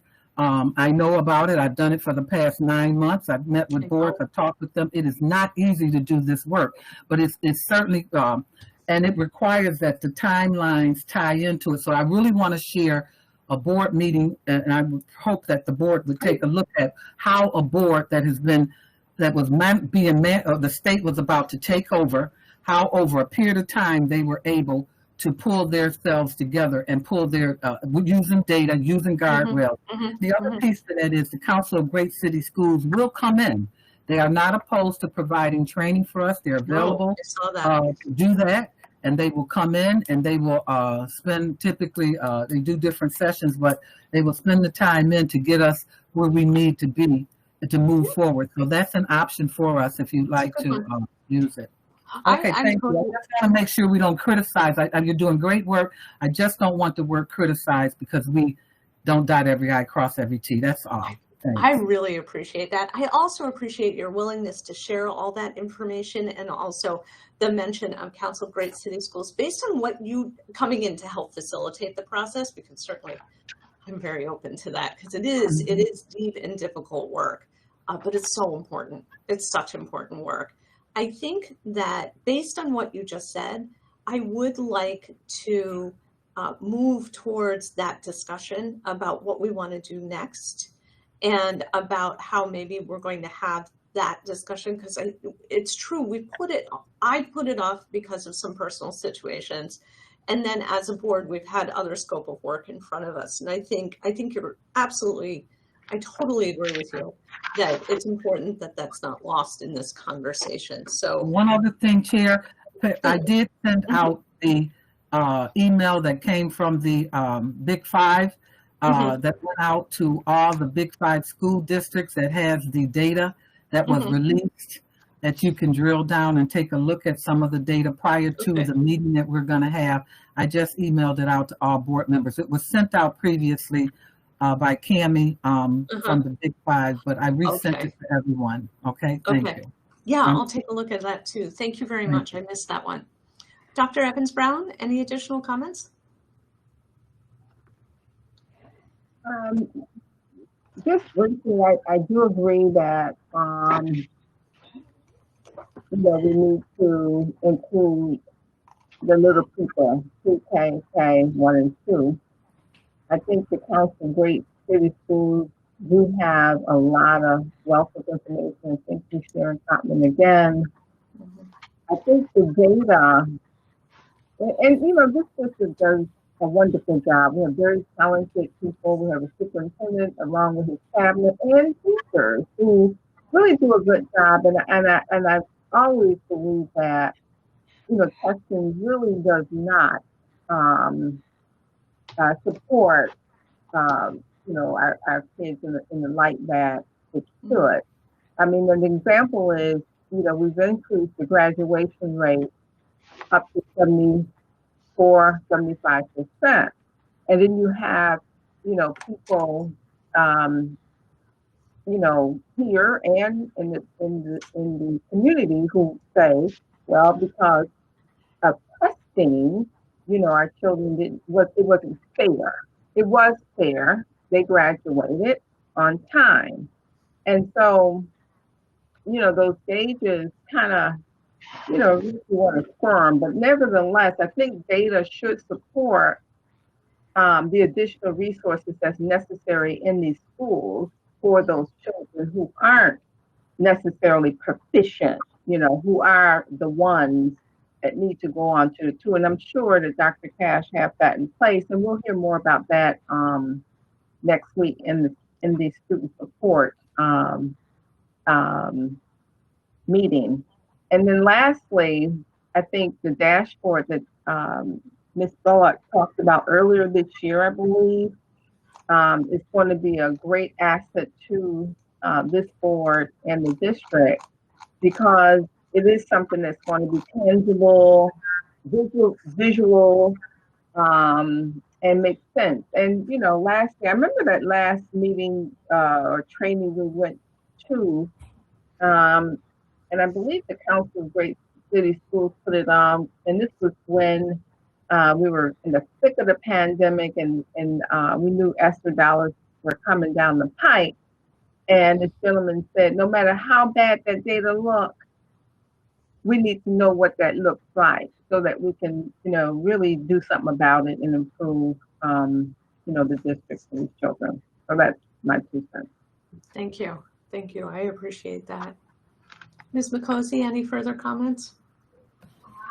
No, I'm good. Thank you very much. President Petrucci, any further comments? No, I'm just really excited about the dashboard and love to get some more detail at a future meeting. Me too. Thank you very much, Mr. Hurd. I need to backtrack. I did it again. I'm sorry. You're in an odd place in my screen is what's happened. I apologize. Either that or I don't know my alphabet, which is possible. It's okay. Thank you. I would like to say that, I just want to make this clear that the Council of Great City Schools have done a terrific job here in New York State, and their material that they have is data-based, and looking at to the needs of our children in the city of Buffalo. Some things may differ because this is a different area in New York State, the second largest city in New York State, second largest school district, and there's certain needs that's here in Western New York that that may differ from Central New York to the Yonkers area school district. Well, I would like to say I'm not sure how we correlate this or put this together, but one thing that I combed through several times was the American Rescue Act plan and the ESSER funds that we received from the federal government. And just going through the document, it says 2020 the federal government gave $13 billion to the nation's elementary and secondary schools. 2020 approximately $54 billion came out, and then the third wave of money that came out, $122 billion. Here in the city of Buffalo, we received $289 million of that funds to help correct any issues or incidents that we may have within our schools, any poverty levels or any extra needs that we may have for our students to help them progress through this COVID era and pre-COVID. So as I look at that, I go to page 42 of it, and some of the questions that's being asked is mainly some of the questions that we have to address as a district to receive this money. Now I look at, say, question number 1 on page 42 is, how does this investment address the long-term student needs? And it goes on with another paragraph about the different groups of students that's across schools. So it talks about some of the things that we spoke about tonight about different schools. Each district got different needs. Each building have different needs. And how can we, how this investment that they're making, and how can we substantially show that the monies that we receive invested into these children, into these buildings, into these teachers. As I go down, number 2, how does this investment advance the strategic plan, institutional priorities, vision, and mission, and the goals of the district?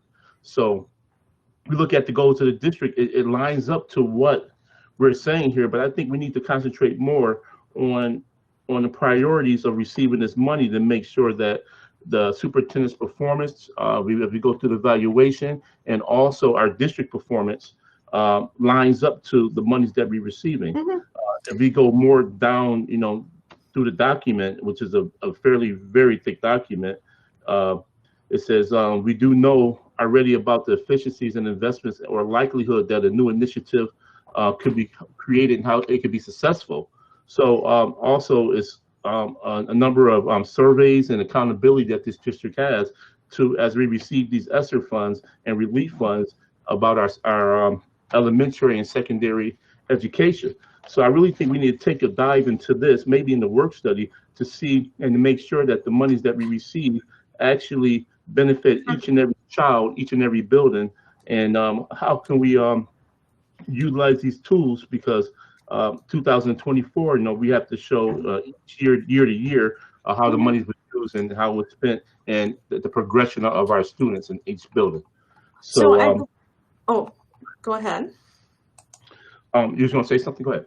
Yeah, I believe Ms. Woods has that as a part of her work sessions, that she's ready to go to delve into how the ESSER money is being spent, and that there's a report coming soon about that. Okay. Because it's important. We need to have that conversation. And what I'm hearing you say is you want to correlate it to the kind of data on the dashboards that we're talking about. Not only the dashboard, because the dashboard should have more things that's included, like suspensions or incidents that happen within the building, but also the progression of our children. Every time a children excel in something, that should be on the dashboard also. I don't believe in just putting out bad news or news that's red flag, but also good news. Right.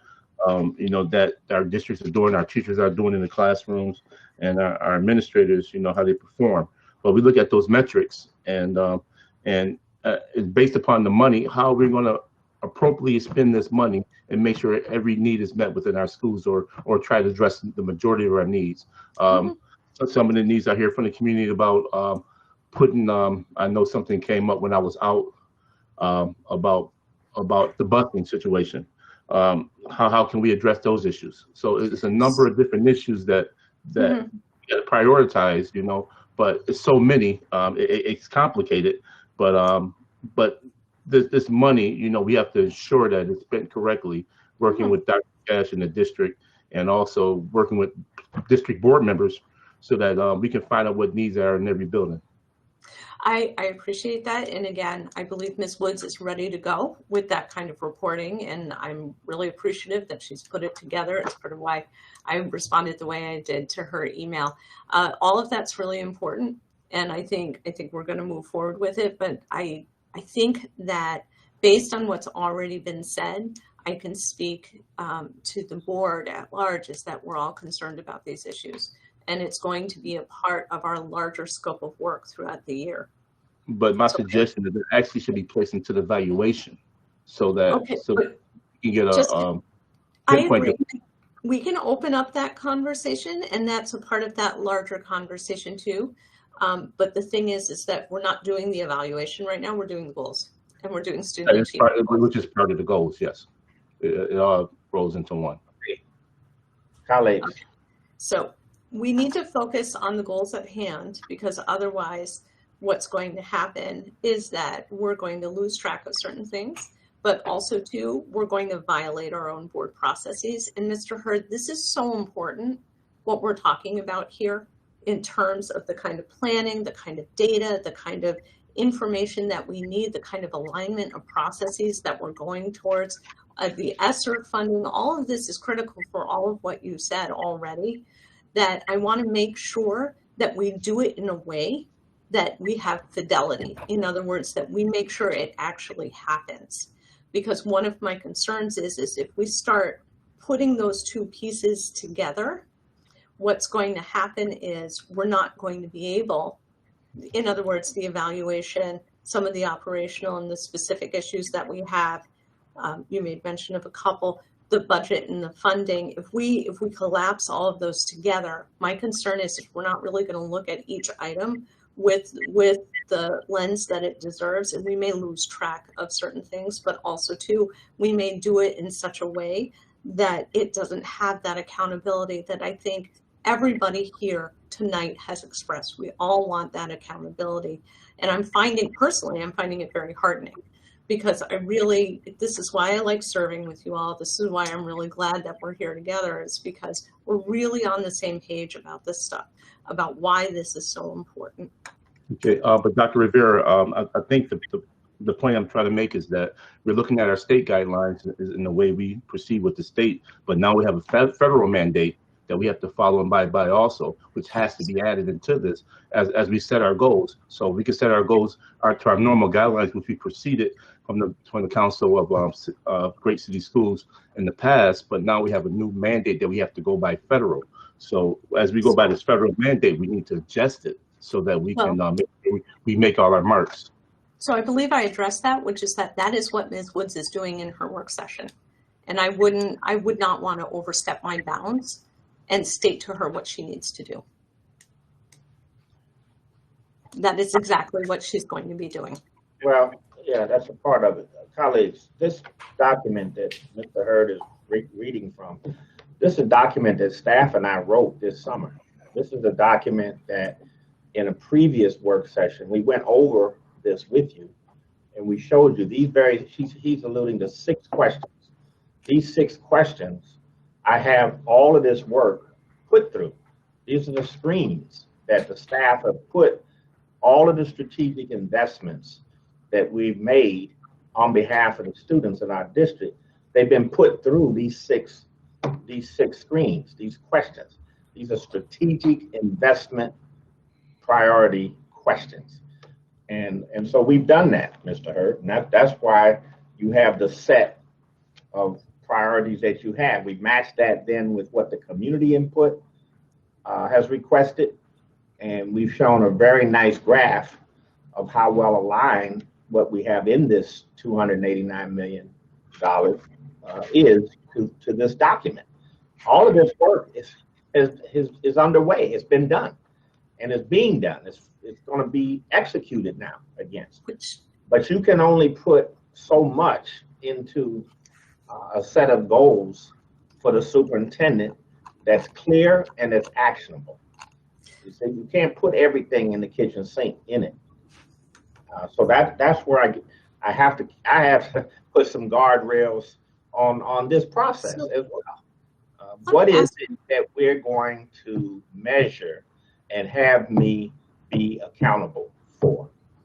Because some of the things you talked about before, Mr. Hurd, that's not goals. Those are the instruments that we use to ascertain whether the goals have been met. Those instruments that you were referring to of standards critical to achieving the goals. And then the objective and subjective measures that have 6 different parts to it. Those are instruments that you use to measure whether the superintendent has met the goals. And so that's different than setting goals. But for one thing, I'm sorry. Mr. Hurd, please for a minute, if I could just interject for just a second. So Dr. Cash, I think the issue here is about accountability. And the question is, and this is the question on the table, which is, what is it appropriate to put in the superintendent's goals, the superintendent's evaluation, because they measure similar but different things. They do. Both of them measure different things. And then the ongoing accountability and data processes that we're talking about doing, as well as the larger vision about what we should be looking towards that Ms. Belton-Cotman was talking about. So that's kind of what we have on the table right now. And the question at hand is this: if we have these goals, are they the only accountability measures that we're going to have to know that the district is moving in the right direction? This is what I heard so far, is that we are going to have a dashboard shortly that will do that. That we are going to, that so far, and I'll assess the board fully, we have a will of the board to act with some urgency to get some interim guardrails into place after discussion and some study on the information that Ms. Belton-Cotman is going to give us, so we do it well, you know? And is there a way that we can address these issues, like the ones Mr. Hurd is bringing up in terms of the SRR funding, right? And the reporting that's going to go out, because what I'm hearing as a subtext of what Mr. Hurd is saying is that he wants to make sure we do this and that it aligns with and that we're meeting the needs of our students. So Dr. Cash, are these goals, am I seeing this correctly, that we are looking at multiple ways to assess where we're at, and ensure that we know what's happening at any given moment and that this is just one piece of the whole year's work in terms of the reporting and the data that we will be getting as a board. Colleagues, the topic for discussion tonight is the superintendent's goals for the 2021-2022 school year. Everywhere I've ever been, every year I've been here, we've had goals. And I get assessed on those at the end of the year. And too often, I've been assessed by a whole lot of other things that didn't have anything to do with the goals. Came up Johnny come lately at the end of the year, whatever happened a week ago. Now, what we're trying to do is get some discipline into this process and follow what good, effective school districts do in order to move certain needles that they think are important for students. That's what we're here to talk about. And you've worked with me now, Dr. Rivera, for over a month. Yes. Coming off an excellent evaluation of the superintendent in June 30th, based on the goals for that year that Lou Petrucci forwarded and put forth a year ago. And you agreed to those. We operated against those. I submitted documentation and you evaluated me. So right now, we're not evaluating me. You're trying to set goals for me to be evaluated upon. And that's what the discipline has to be.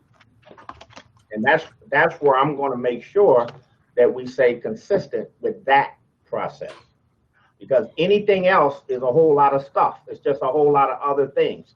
So no, I can't provide you with this, that, and the other, and you say, and then we'll use all of that to assess your goals. No, I'm sorry. You're going to have to set the goals, and then you hold me accountable to it. Which and is, if you want reports at board work sessions, then you can ask for whatever report you want. And if we have it, we'll give it to you. And I believe that's part of what I just said. So 4 to I don't 6 think we're goals. oppositional there. 4 to 6 goals. That's what the Because- Council of Great City Schools recommends.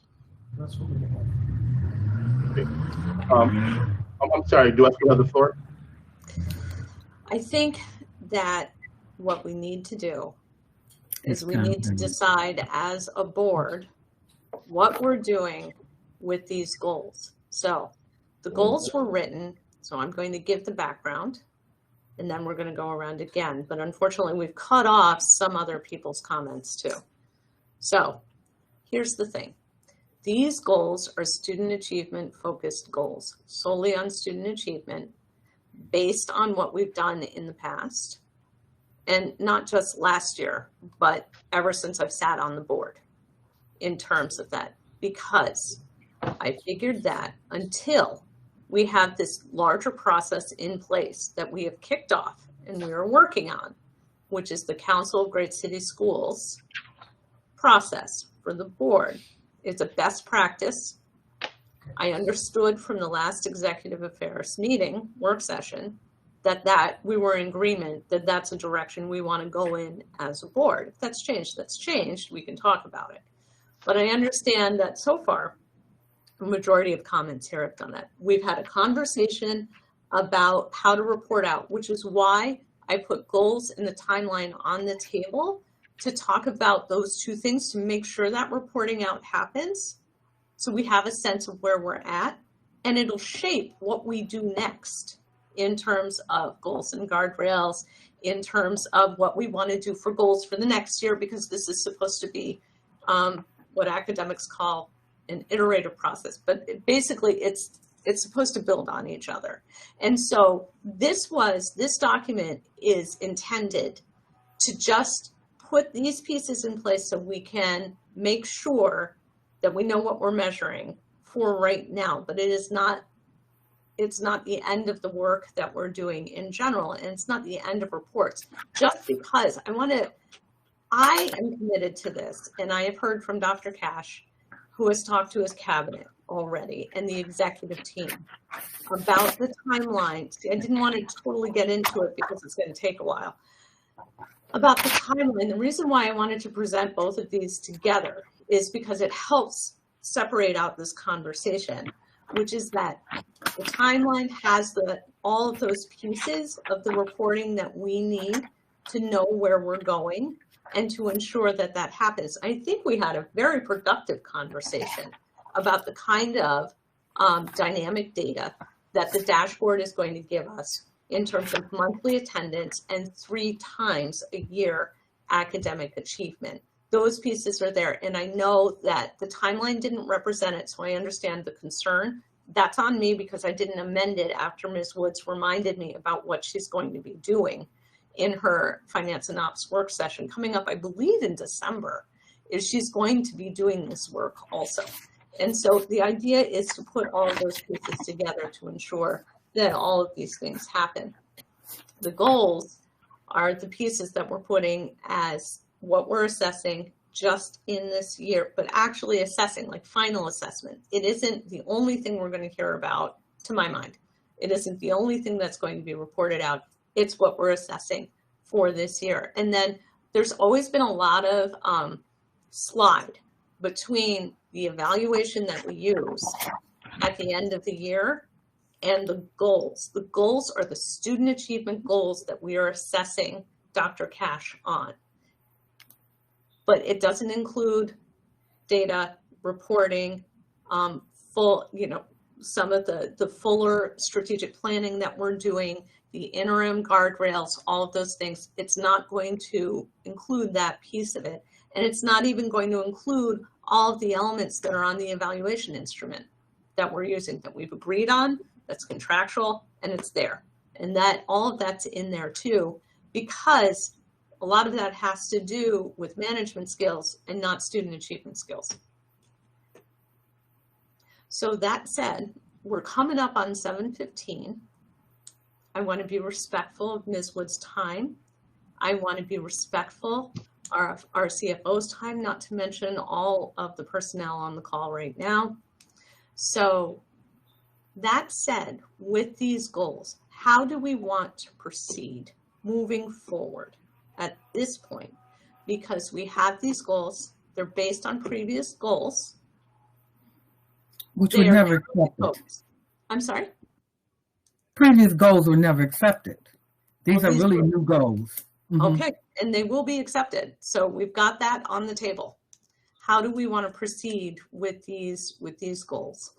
Do we want to move forward with these goals? And the timeline that I had in mind was this. I had shared them 3 weeks ago to get feedback on. We didn't have a ton of feedback, but that's okay. We're having good quality feedback tonight. I put these in place. I put them out for your consideration. I worked with the district on it to make sure that they would be accepted. There was quite a bit of work that went into it. And the idea is this is one piece in this larger work that we're trying to do to get us more focused on student achievement and reveal more of what's being done, and to have kind of that fingertip sense on the pulse of the district of where we're going and where those needs are.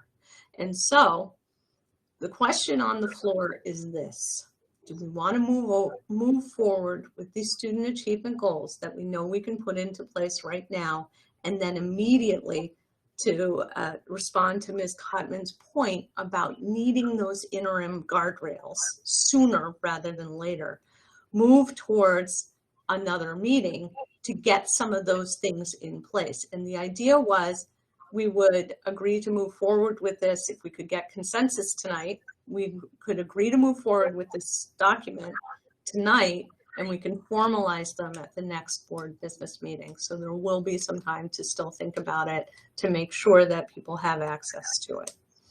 So that's kind of our decision point on the table now. Ms. Belton, I'm just going to start at the beginning again. Ms. Belton-Cotman, where do you stand on that? I would like for us to have a separate meeting just for this purpose, to go through the goals and to hash them out so that we have clarity. We can have our community involved in this, set up a method to get some feedback or whatever, but it's not about not wanting to do the goals. What it's about is making sure that, and you've done excellent work, but the fact that the board as a whole has not had input or been able to talk back and forth amongst each other about the goals. I think there's importance that we have. It's very important that we have that dialogue so that we also are on the same page and we understand where we're going with this as well. To put them down in writing and then sit down and talk about them. Okay, so if you want to rush through and just put them out there and leave them there and say, yes, we have adopted these goals, but the board has not walked through them themselves and talked back and forth. I appreciated the conversation that we were having amongst each other because I'm realizing that some concerns that he has, some concerns that you have, they didn't show up in this document, okay? And so the Council of Great City School is clear about SMART goals. They want to make sure that, the goals are measurable, they're specific, they are achievable, they're relevant, and they're timely. But it also holds all parties accountable, not just the superintendent. It also holds the board accountable. That's what your timeline, what you're doing. That's about that. In addition to that, there's a board self-evaluation. If we do the board self-evaluation, we're going to see that we're nowhere as a board, nowhere where we want to be. And so I just think that we should just have a special meeting to iron this out. We've done 2 hours here. I think it's been some great talk about it. I'm concerned. I want to make sure that whatever we put out, that it's not only a well thought of document, because I'm very concerned, about proficiency in this district, and not to have something in place about what we're doing for our K through 1 or K through 2 second grade or third graders, and not put it in here. So I think we just need another. I'm sorry to go on, but I think we just need another meeting. I think we need another meeting just to deal just with this specific issue and wrap it up all in at one time and then present it to the community, because technically even the goals are supposed to be reviewed by the community if we get into community involvement piece. But we're trying to do this post-COVID. We're trying to move things forward, and we'll get to that point. We just need them to understand that we're just, trying to do it as soon as possible. So I really think there's a need for us to have additional discussion on this. Okay, so table an additional discussion. I just want to clarify one thing, though, is that I did distribute them earlier for board members. I don't. Yeah, I know you did. I read them. Yeah, I don't want the perception to be that somehow I just sprung this on. No. These were out here. These were out here last year, as a matter of fact. They've been out here for a while, so they're not new. And it's not that. The difference now is that from the goal part, we've gone to now being instructed that we should have some sort of guardrails in place. Those guardrails happen to protect the vulnerable, the kids that are not being addressed in here a little bit more. That's all. And so, and I understand the involvement of the community, but I really feel that if we get this document and we put some interim in here for guardrails in here for now, that the community will be receptive to that. And I think we're going to have a win-win. I think to accept this and not have some guardrails to protect those that are not listed in here, I think we're setting ourselves up for an attack. Okay. So tabled and further discussion. Dr. Evans-Brown? I want a meeting, a separate meeting just for this purpose. Thanks. Dr. Evans-Brown? Ditto.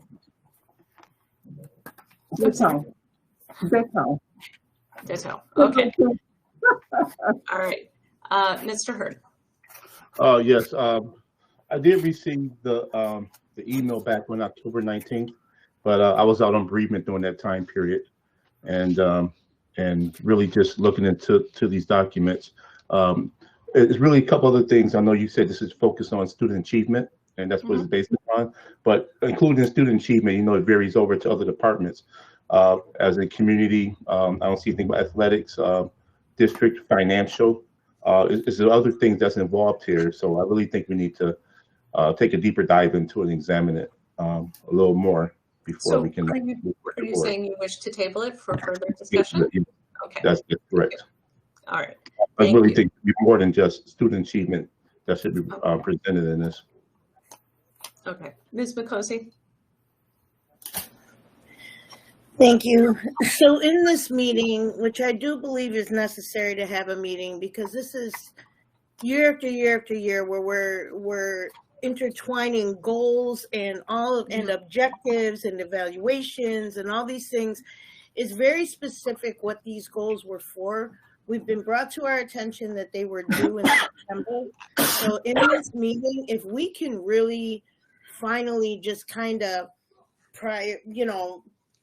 put into categories what your goals, when they're supposed to be due, the evaluation, when that's supposed to happen, and all of that, then we won't keep running into this, right? So everybody has valid points, but at the same time, the goal setting, and as it's been mentioned before, these goals are not new. They are very similar, if not the exact same, to what we've been doing previously. With COVID and everything, I understand there's more discussion, so I'm definitely down with the meeting.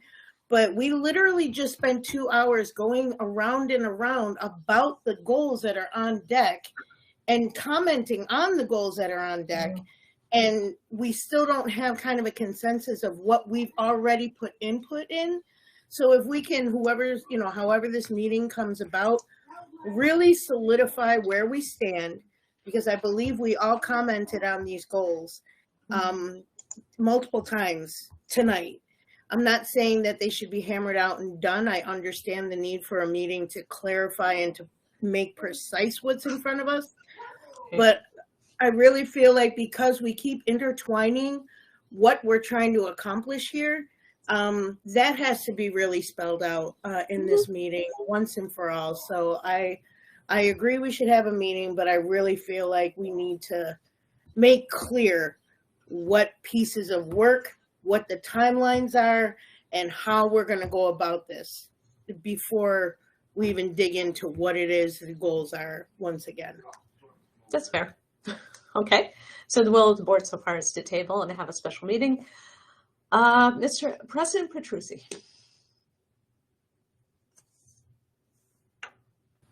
Thank you, Dr. Rivera. Yeah, typically the goals are handled, and it's a long session. They've always been a long session.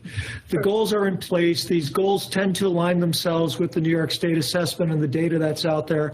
And basically the same basic format is not just used by our district, but versions of the same basic format are used by all other districts across the state. And it's very similar because this is how budgets are aligned, this is how policy is aligned, et cetera. So we could do some things that are unique to Buffalo as well. We should. We can do some things that are unique with respect to the data that reflects needs for our particular unique populations of students. I get all that. But yeah, I would support a meeting. It will be a long meeting, fellow board members, as evidenced by the fact that we've spent 2.5 hours on one question. They typically run long. But it's very important. It's very important work, and we should set aside specific time to address it. So I agree with my colleagues. Thank you. Mr. Scott? I'm sorry, Dr. Rivera, Chair Rivera, can you reiterate what I'm answering or what you're looking for? Absolutely. No problem. It's been a large-ranging conversation, which is simply that, do you think that we need to table this discussion for now and schedule a special meeting to discuss the goals in depth before we go any further? I'm probably a lone minority. I think there's been enough dialogue through email, through the meetings that we've had on these goals. I think they've been well written and established. My preference is to spend time, and even if it's a special meeting, on the work, on what's happening in our schools with our students, looking at the data, suspension data, academic data, attendance data, talking about social emotional needs of our students that are more frequent and more intense this school year. Other escalation in violence that we're hearing about among our students, happening directed towards staff, happening in the community with parents. All of those issues, I feel like we need to start spending more attention on. So that's where I stand. Okay. I don't know. I guess I'm not seeing how we're going to arrive at a much different place by having another meeting that's devoted just to these goals. Okay, thank you very much. And Ms. Woods. I think your goals are well written. I think if we have a meeting to give this weighty subject the time to have unity in the board, that we will achieve a remarkable set of goals to show achievement in our district. So I'm for a meeting so we can respect the work you've done and bring it to unity and definition. Okay, so that sounds like the will of Mr. Hurd. Yes, I just had to make one request, is that we set previous goals last year, and then I would still have seen a report on those goals, on that how they were achieved last year, so we can have like a line item of those of the goals that were put out last year, and we can see where we stand with those goals. Also, I believe we have to look back into the past and see where we at to plan for the future. Okay, are you requesting that prior to a special meeting? To be shared at the special meeting. So that's going to hold up the entire process, because that's my request. We did do that. I mean, we discussed that at the evaluation last year. So that becomes. Last year we set a new set of goals, so I would like just to see the report for those goals so we can move forward. Thank you. Cash, you have a response? Yes, Mr. Hurd, with all due respect, all of that information for last year's goal was included in the evaluative materials that were presented to the board before they did their evaluation. All of that is in there about AP progress, about grades 3 through 8. That's the only thing we didn't have because we didn't have the exam. But the attendance data is in there, the suspensions data is in there, graduation rate data is in there. So I'm not sure what kind of reports you're looking for. We provide reports every year. I provide a very extensive set of documentation relative to all of this information. And we'll continue to do so. I'll resend the email out from last year for our goals. I'll do a search and resend the email out so that we can make sure everything has been addressed.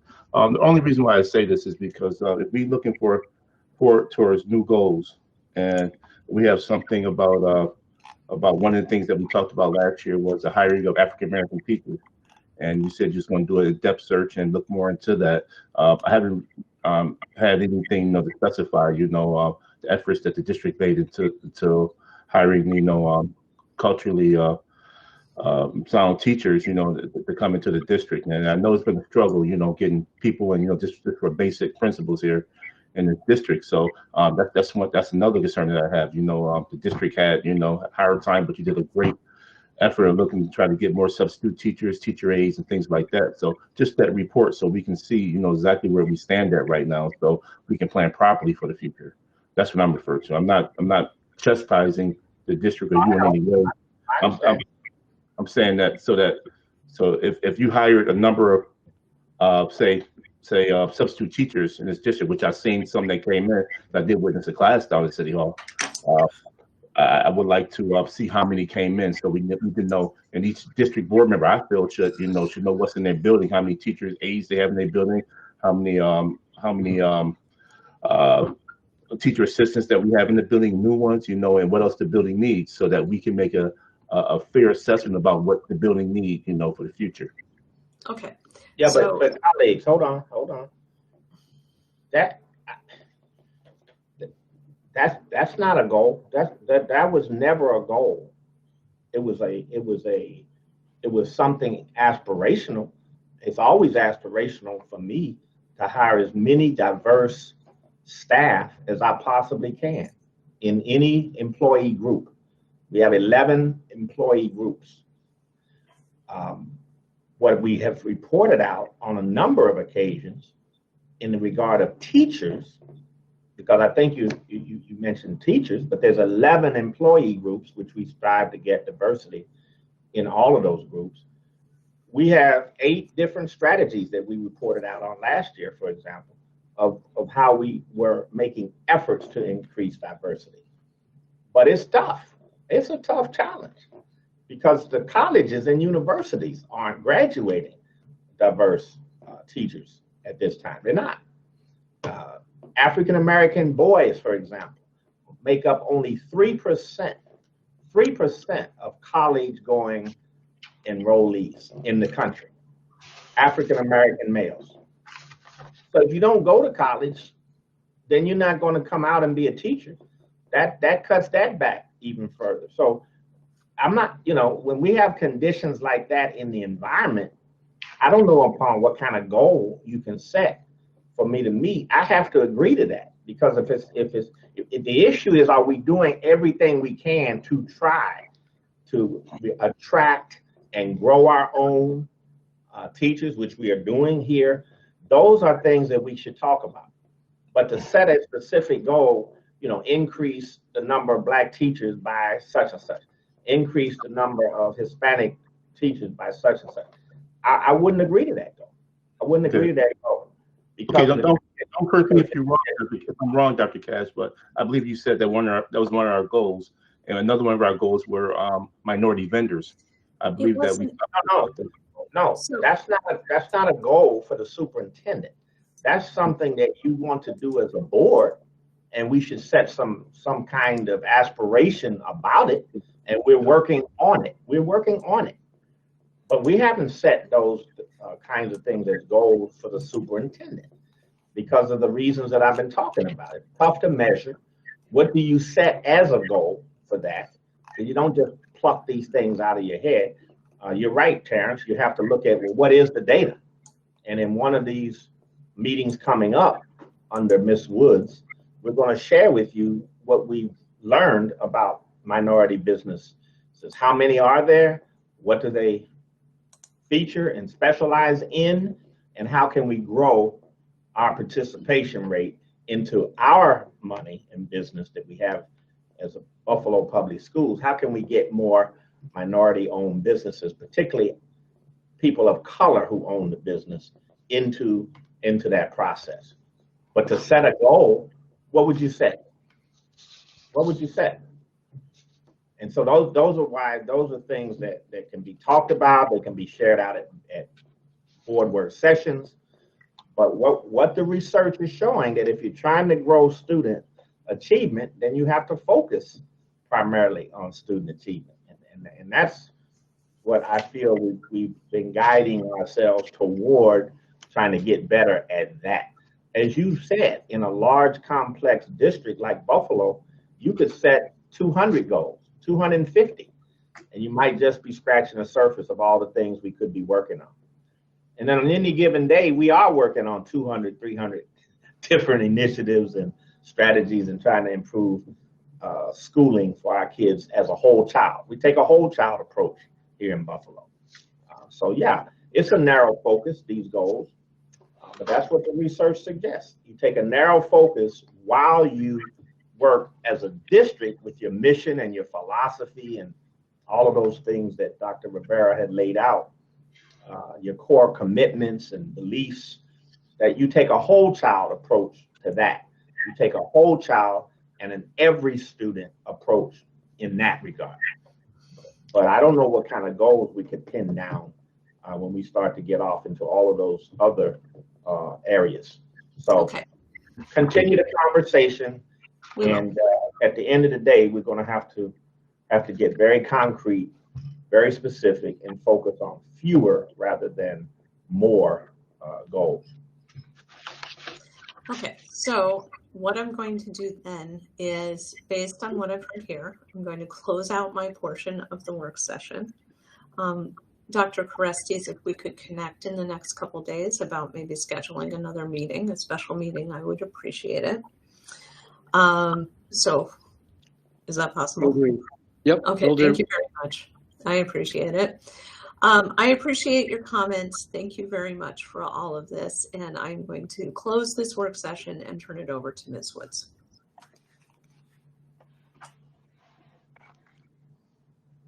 Okay,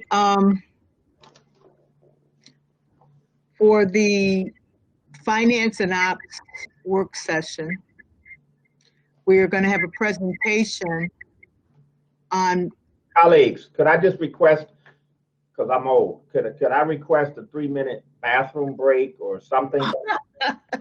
Then come back. oh, please do. We've been at this 2.5 hours and I'm past the time for me. So could I take a 3-minute, 4-minute break? Everybody want a 5-minute break? Is that the consensus? Please do. I'd Is appreciate that it. okay with you, Jeff? All right. Jeff's good. All right, we'll see. How about, what time is it? How about 7:42, 7:40, 7:42, something like that. Perfect.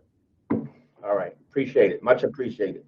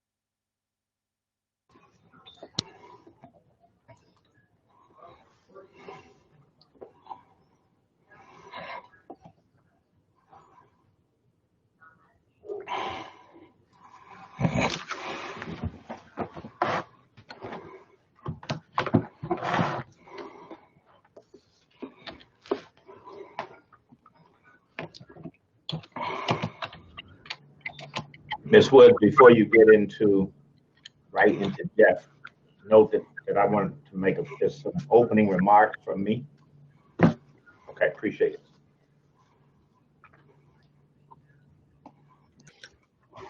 Well, it'll be good because I just want to make a few opening remarks and then I'll give it to you to set the tone or make your remarks.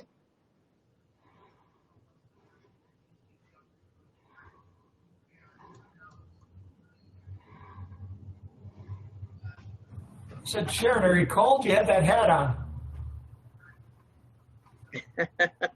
Are you cold, Sharon? Got to turn up that heat in that house.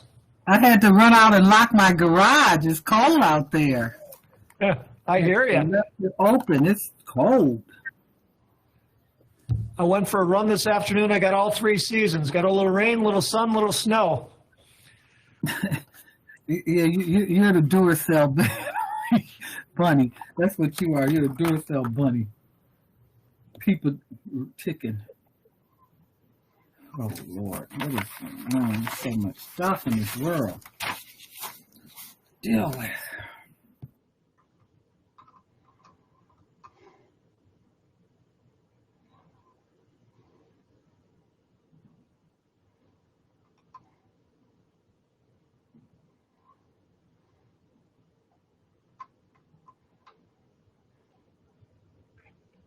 Jeff, you prepared to wake them up after 2 hours?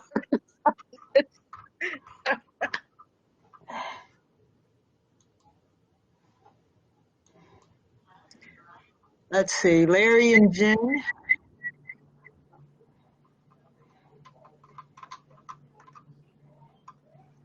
Okay, now we're just waiting on Larry. Yeah, Jeff's got to catch us up and go really fast.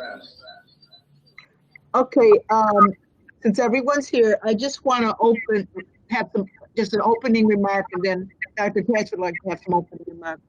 But board members, for a few years now, we have had discussions on what we want to see in each of our schools. We've had discussions on every child having music, as was required by New York State, these 3 series. And Dr. Cash had said, oh yeah, we're gonna make sure that happens because we wanted to speak and address the whole child. We've had discussions on every school having their science teachers, phys ed, and not having to purchase them out of some grant or some special funds. We wanted every school to have a set amount of students, not students, but resources. And then we've also had the discussion on equity, that the schools that have the most number of L's, special ed students or challenge students who are 1 and 2, that those schools should get the adequate resources so that they could raise those children up, so that is what we considered a fair budget. And we've had discussions for a few years with Mr. Barnes on the finance department saying, oh yeah, you guys can set that standard, we can get a budget base, we can get this fair starting point, but we have to start in the fall before we have to go and do the next year's budget.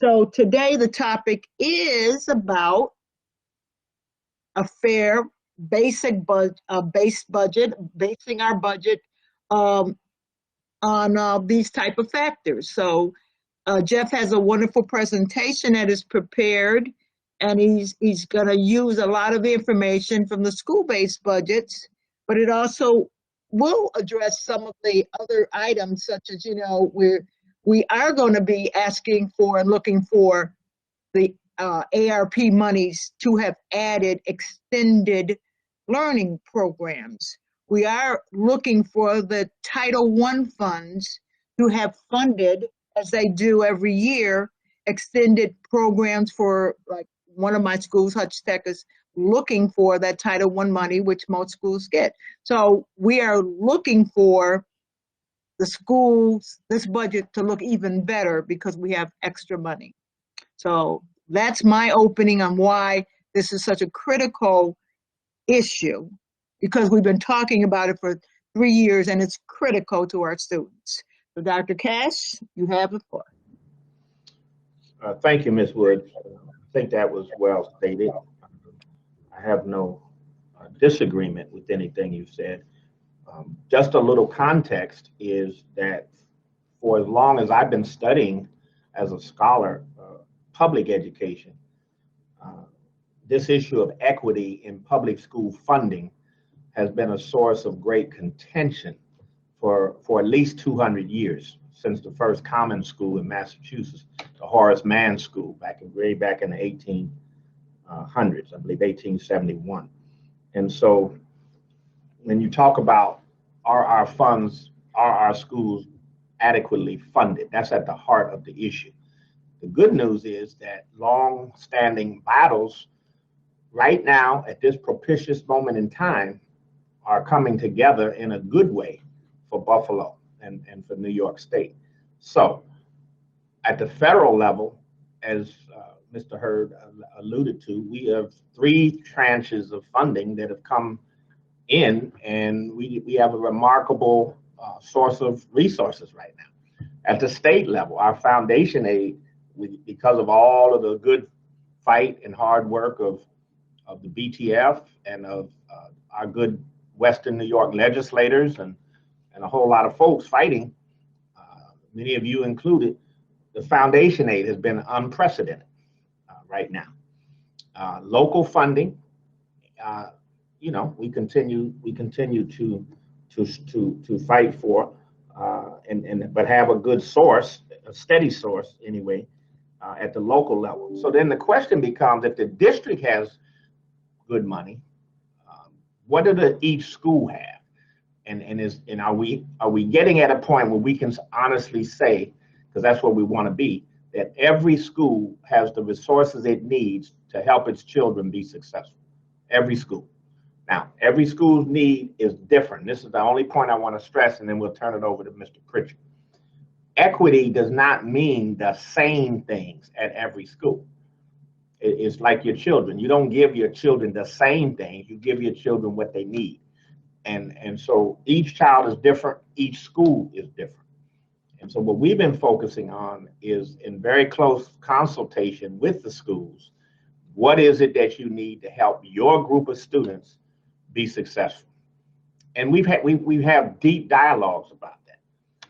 What the school board needs to understand is that because you have this rather unique array of schools in size and in foci, especially at the high schools, you might not be headed down the right path if you say every school should have this many of this many of that, this many of that. What's more helpful, I believe, is if you say, what is the needs of that school? How large is that school? What's the population that school serves? And how many of X, Y, and Z do they need in order to help that size population? That's a useful discussion. That's a good discussion. And we want to get more granulated and aligned in that discussion. So that's the way we've set up the conversation tonight. I don't think we're in major disagreement, but it doesn't happen overnight. You have to keep tweaking it, keep tweaking it, keep tweaking it. And you'll hear that the state did have this concern. They still had the concern. And they had this transparency formula that they put out a few years ago to try to address it. Unfortunately, it has not adequately addressed it at all. But it was a good effort. And from that effort, when we overlay that issue, plus your own concerns and our shared conversation here, we can get close to making sure that every school will get what it needs to thrive. And our ARP ESSER funds, I can tell you, we're on overdrive in that effort. And we'll be very excited to share with you what we're doing with those dollars to help all of our schools get out of level ones. I can't stand level ones. I don't even like calling kids a level one. It's terrible. So I agree with all that conversation. But this is hard work. This is hard work. And I do want us, while we go through this is what the district has to do. Please just help us with the shared accountability part, because there are shared accountabilities with this that do go out to the community and go out to parents and even students themselves. And when we're all, striving and pedaling in the same direction hard, in that direction together, there's no limit to what the kids can achieve. There's no limit. So that's how we'll proceed. And without any further comments from me at this time, Ms. Woods, Mr. Pritchett has, as he always does, just 4 or 5 succinct slides. We'll talk more about the process that we use and engage in to get there. And then we can open it up for a good, healthy discussion. Mr. Pritchett.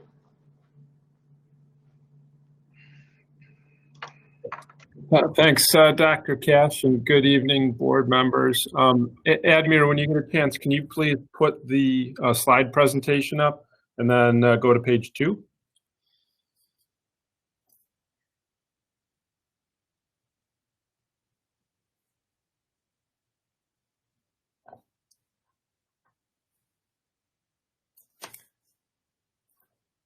So, and I'll go through this quick. This presentation is not extremely detailed because the school-based budgeting process to dive into it is not. It's not something I think that can really even be done at a committee. It's something that would require hours and hours and hours of an analysis. But I want to at least start with framing it like this. I think Board Member Woods and Superintendent Cash kind of laid out the issues rather well. So I just want to, for everyone, give this, this high-level presentation. So, and just so everyone's clear, if we don't already know, there's a summary of every school-based budget that's in the adopted budget every year. I believe every year that I've been the CFO here, we've included a similar format summary of every single school. It includes history, and that's part of our submitted budget to the board and part of the adopted budget. So if you were to go to our adopted budget, 137 pages long, starting at page 70, you will see all the individual schools there. And for each one, it's a similar format for each, showing the student demographics, the several years of funding, the staffing that's at that school. It takes a much larger and time-consuming document and process and tries to collapse it all down into something that we can show and view and review briefly. School-based budgets, they're developed over a long period of time. So it's minimally 6 months from when they're started and through budget adoption, and they're revised subsequent to the budget adoption. It's important to note that information is presented, new information, students and other information are presented long after the budget's adopted, all the way through the summer and into the start of the school year. So it's really kind of a never-ending process, but you'll note that for the most part, they're rather well locked in May. There is a school-based budget handbook. So that's, and again, these things are all posted on the web, that the process that's used is actually outlined in that handbook. It's about a 50-page document. And based on that, there's allocations of staffing based on the student population overall, and the types of population, and then departments themselves allocate directly to the school-based budget. So special education is allocated by the special ed department. That's not a choice that the school has to make. If there's a self-contained classroom, that classroom is provided. That's input in the budget based on the students that are there. CTE is similar and multilingual as well. The school-based budgets, they include the general fund, so that's the primary fund that the board adopts every year, but also our grants are included in there as well. Not every single grant, because not every grant directly is allocated to schools, but for the most part, your title programs, things like that, those are all part of that. That's included in that document you see. are all the funding sources, whether it be a set aside in the general fund, Title I, Title IV, the special education grants, or when we had the SIG grants, things like that. Those were included in there as well. The overall process, and this is kind of an important point, it's designed to reset school-based budgets every year based on the annual student population shift. So every year, every school has a somewhat different population. It's easy to see when you have a school that's phasing in, or maybe a school that's phasing out, or over time you can see that there's changes, and these changes drive what gets allocated to the schools, and they're meant to change every year.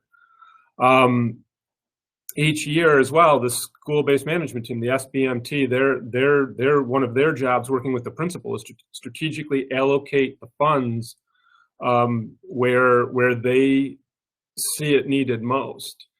There are within the school-based budgets, there is enough funding, enough staff allocated to cover every student being in class every period of the day. We don't have the ability to fund 12 periods of class for a student a day because there aren't 12 periods in the day. We can't do that. There wouldn't be time for students to do all that. And that's one of the things that comes up when, and Dr. Cash alluded to this, where we have smaller and specialized schools, that the way they're designed almost by definition means that they can't be like every other school, and they're not meant to be like every other school.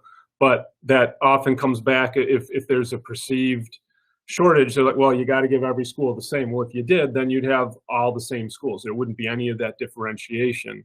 And that differentiation drives where classes are based on the students at that school. It's important to note too, so that process of allowing the SBMT to work on that budget, a key portion of that really is a heavy review process that happens during the budget and after, where the ASLs they review and approve, and then they meet with the superintendent to go over additional things that might be needed at schools to take care of that and make sure that those matters are all addressed. And that's a very important part of the overall process. Admir, could you please go to the next slide? The process as it currently sits includes what we call the superintendent holdback. And that's really meant to address issues of equity and issues that are found based on the actual student population. So, there are always changes that happen, and there are instances where new classrooms have to be added. We have new programs may need to be added based on individual schools. The superintendent has funding through this holdback in order to do that. So we don't have to go back to the board and ask for an amendment or anything like that. That's part of the process, that there is sort of that amount that can be allocated. And typically that process happens after budget adoption over the summer as the students come back. So that's an important part of the process as well. Now, this next bullet about the ARP ESSER funding. So we, as you all know, we have a $289 million allocation between two different federal stimulus funds, the ESSER 2 and ESSER 3, we'll call them. Those largely will impact the schools either through school-based budgets, being allocated as part of that, or departments directly allocating to schools as well. The actual applications that are sent to SED, they are posted now to the district website. There's for ESSER 2, it's about a 50-page document, 3 parts. ESSER 3 is about a 100-page document, also with 3 parts. the overall application, the budget, and then there's a budget narrative. And each one of them, it's all the same data that's put in slightly different formats to allow review by the state. I have, and I believe you all have this presentation. That link there will actually take you to where those applications are. The ESSER II budget has been approved by the State Education Department. The ESSER III application is under review right now. We do not anticipate any major issues with that, but we do not have a final approval. There probably will be questions and additional data, and there might be some changes that we need to make in that. But right now, that data is out there. It's posted. We will be, over the coming months, determine exactly how this is going to all meld together into the school-based budget process for this upcoming year. Another important point to note is that we are inputting these budgets into our accounting system, into Munis right now.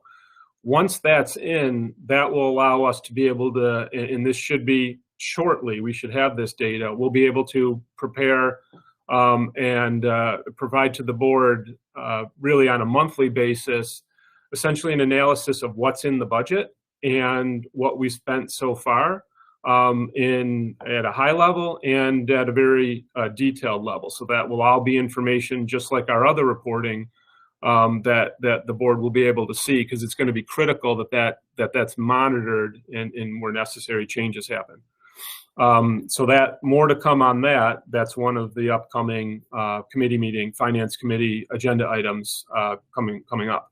I just have this little note here. Again, if you go to the main, the district's webpage, go to the finance webpage, that's where you're going to find all of our budget documents. So the budget, the adopted budget, the handbook, links to other budget-related areas, audit reports, things like that. All of that is there. You will find pretty much any of those types of documents that you need right there. Next slide, please. So Dr. Cash brought this up. You all are aware that several years ago, and this was really an initiative of Governor Cuomo, and it mirrors a little bit the ESSA reporting. So the federal government now requires that we submit transparency data of actual spending by school. New York State took it a step further and said, well, we want it sooner. We actually want to see this budget data. So there was legislation.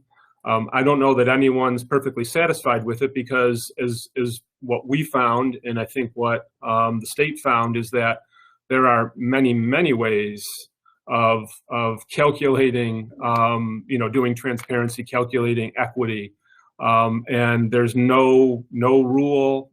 There's no one's kind of found the magic bullet as to exactly what is the best way. If they did, that would then there'd be no issues at all. But there are many different ways of doing all this.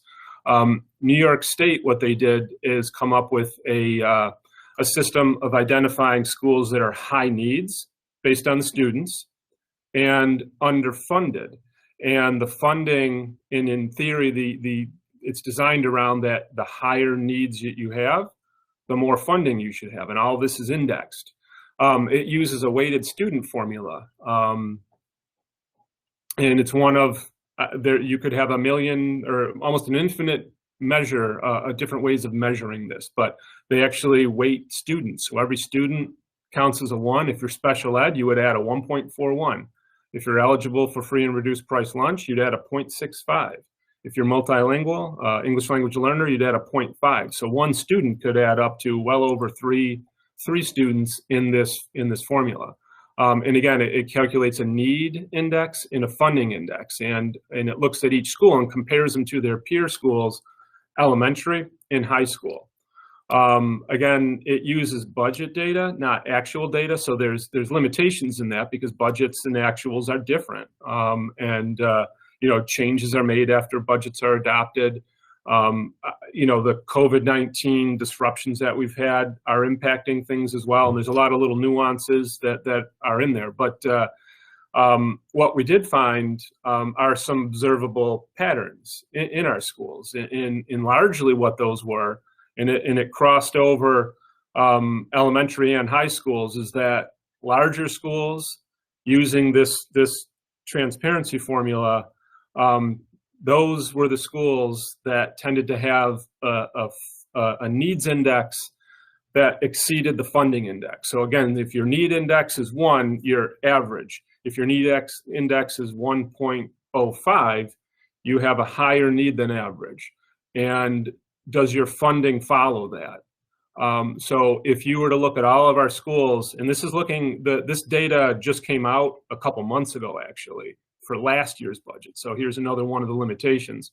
We're looking at 2021 budget data, just came out while we're basically preparing for 22-23's budget right now. But again, we've seen this over the prior years. But schools that have a need index that were in excess of the funding index, they were on average 31% for elementary schools and 42% for high schools, larger than schools that did not. And that's a pretty big difference between the two. All of the schools that had a high ELL population, they also fit this category, where those schools tended to have a higher need on average, and their funding based on the formula didn't match up with that. And all the schools that are classified as the underfunded and high needs, that's by definition, they fit within that same category of having sort of that ratio of need in excess of funding. So all of those schools fit in there. And those. At the moment, there's a question from Larry on that, I believe that item that you're speaking on. Sure. Larry, your question? Yes, thank you. Yes, thank you, Chairman Woods. So I just want that clarified, Mr. Pritchard. What you're saying there in that reporting is that the schools that have the most need are getting us significantly more funding than the schools that aren't high need, correct? No, what it's really finding is that schools that have a need index that exceeds their funding index. So again, if the school is right on the average with need of the students in funding, it would be a 1 in 1. And it's tough. This slide, I had a lot more detail in there, but it's kind of tough to explain it. But what I'm showing here is that schools where you find that we have a higher than average need index and a lower funding, those are the big schools. Large schools, based on the formulas that the state sets up, tended to have this mismatch where it looks like we're putting higher need students in bigger schools than we're putting lower need students in small schools, and then we're not funding the schools appropriately. That's what the data kind of shows. So basically, if you've got a high needs underfunded school, chances are it's going to be a big school. It's going to be bigger, not the 300 or 400 student schools that some of our high schools are. These tend to be bigger schools overall. And they're also going to be schools that have a larger ELL population. Now, this is sort of almost inevitable because we're in a school district where most of our students get free and reduced price lunch. So that portion is kind of relatively constant over most of our schools. There's a handful that don't, but our ELL population tends to be a little more concentrated. And that's where in this data, we're finding that they have, on average, their need exceeds the funding, meaning that those schools in theory should have more funding to make them more equal to the other schools. So it's the opposite of what I assumed. Thank you. Yeah. And that's, But Jeff, that last caveat is really important, colleagues, for you to see, because the way this formula works is kind of like a slide rule. Nothing stays constant. We said we add based on my superintendent's holdback, we look for equity among schools that we're trying to get off of CSI and TSI lists. So we give more resources to those schools. Now, when we do that, then it throws the formula off for the other schools. And that's one of the challenges with this. Say more about that, Jeff. Yeah, that note kind of points it out that each one of, these schools are compared to each other. We're not compared against a state average. We're comparing our schools against our other schools. And, obviously one of the things that we have is that, we according to this, our small schools, we fund really well, according to these calculations, and the larger ones not as well. That's not always what's been perceived as the issue. But the note on here, and it's very important to point out, is that allocating to any school, take the formulas, here's how it is, and then we allocate to one or maybe two schools. Those allocations then impact every other school. So we can make a decision to add more staff at a school, and that might make two schools all of a sudden become underfunded and high needs. So that's how this all works with itself. The state does not require, and when this legislation was first adopted or prior to adoption, they actually wanted to have a requirement that if there were schools that were underfunded and high needs, meaning they both underfunded high needs schools basically were unfavorable to the average by 5% or more, that we would have to fund those schools to bring them back into alignment. But it was really clear that that would be almost impossible to do, and there were a lot of reasons why some of these these mismatches popped up in here. And again, this is only one method of calculating equity, but it's really the only one that New York State has set up, and it is it uses objective measures that at least you can look at them and recalculate them. Yeah, But we have a question from Mr. Hurd when you finished your explanation. okay, no, I'm ready. Okay, my question is, if schools with poor poverty levels, are they factored into this calculation for the index need? Yes, they are. That the second bullet where it talks about the weighted student formula. Right. If you go across the weights, there's FRPL.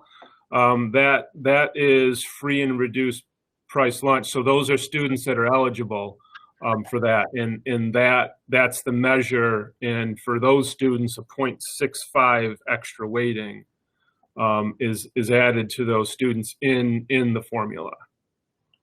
So yes, good question. Okay, thank you. So again, these calculations are not perfect. I think the state has realized that. The state has not. They did not implement that hammer that was going to require us to essentially make our school-based budgets match what these calculations were, because there are many reasons why why there would be differences. But again, when we're making decisions to allocate to one school over another, that impacts all of these calculations.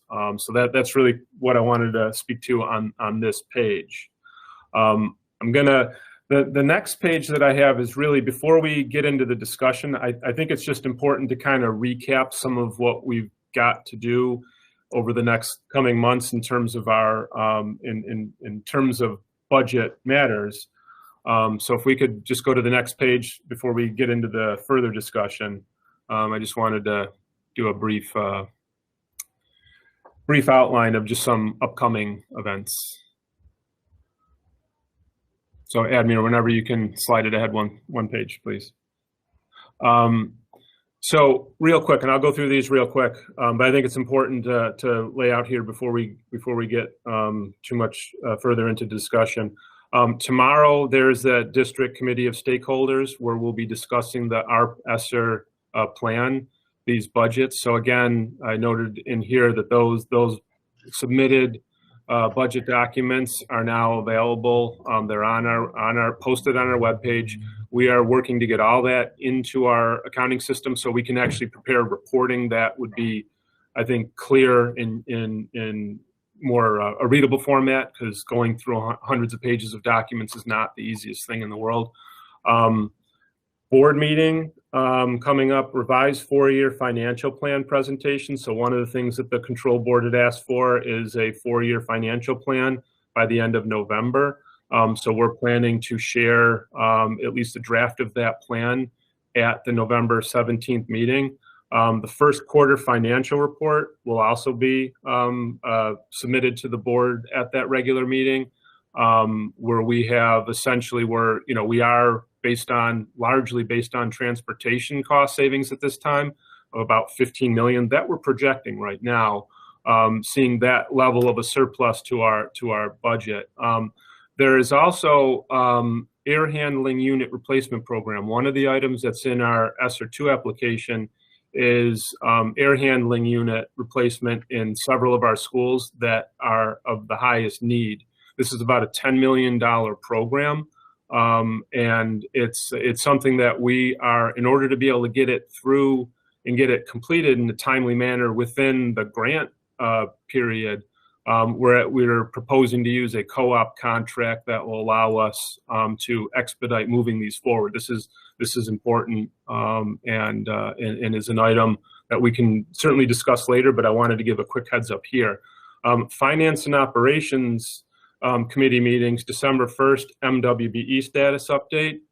And then following that, the ARP ESSER plan budgeting and monitoring. So this will be a recurring thing where we'll have reporting for the board. And then a tentative 2022-23 budget timeline. Typically I present one in early December, so we know going out really to May what we're looking at. January 5th is probably, there's a fair amount in December, is when we'll be able to circle back through an update in school-based budgets. And then February, governor's proposed budget and our annual procurement policy update, which also includes any MWBE policy revisions as well. So those are, in the next few months, some kind of critical things that all align. So that's those are the upcoming items. So I know there was a question too.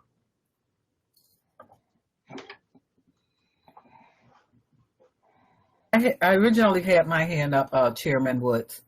And my question was, are you still following the same schedule that was given to the board some time ago in regards to providing air conditioning and things like that? Is that under that air handling unit replacement program? Does that include air conditioning as well?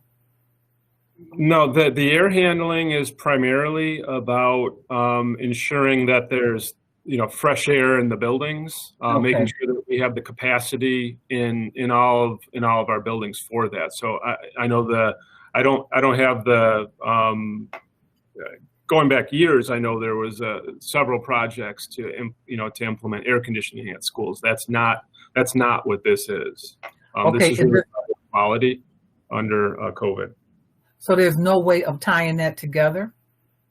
Not this. This is a distinct project here. That doesn't mean that those aren't projects that could also be prioritized, but this is distinct about just the air handling units for air quality.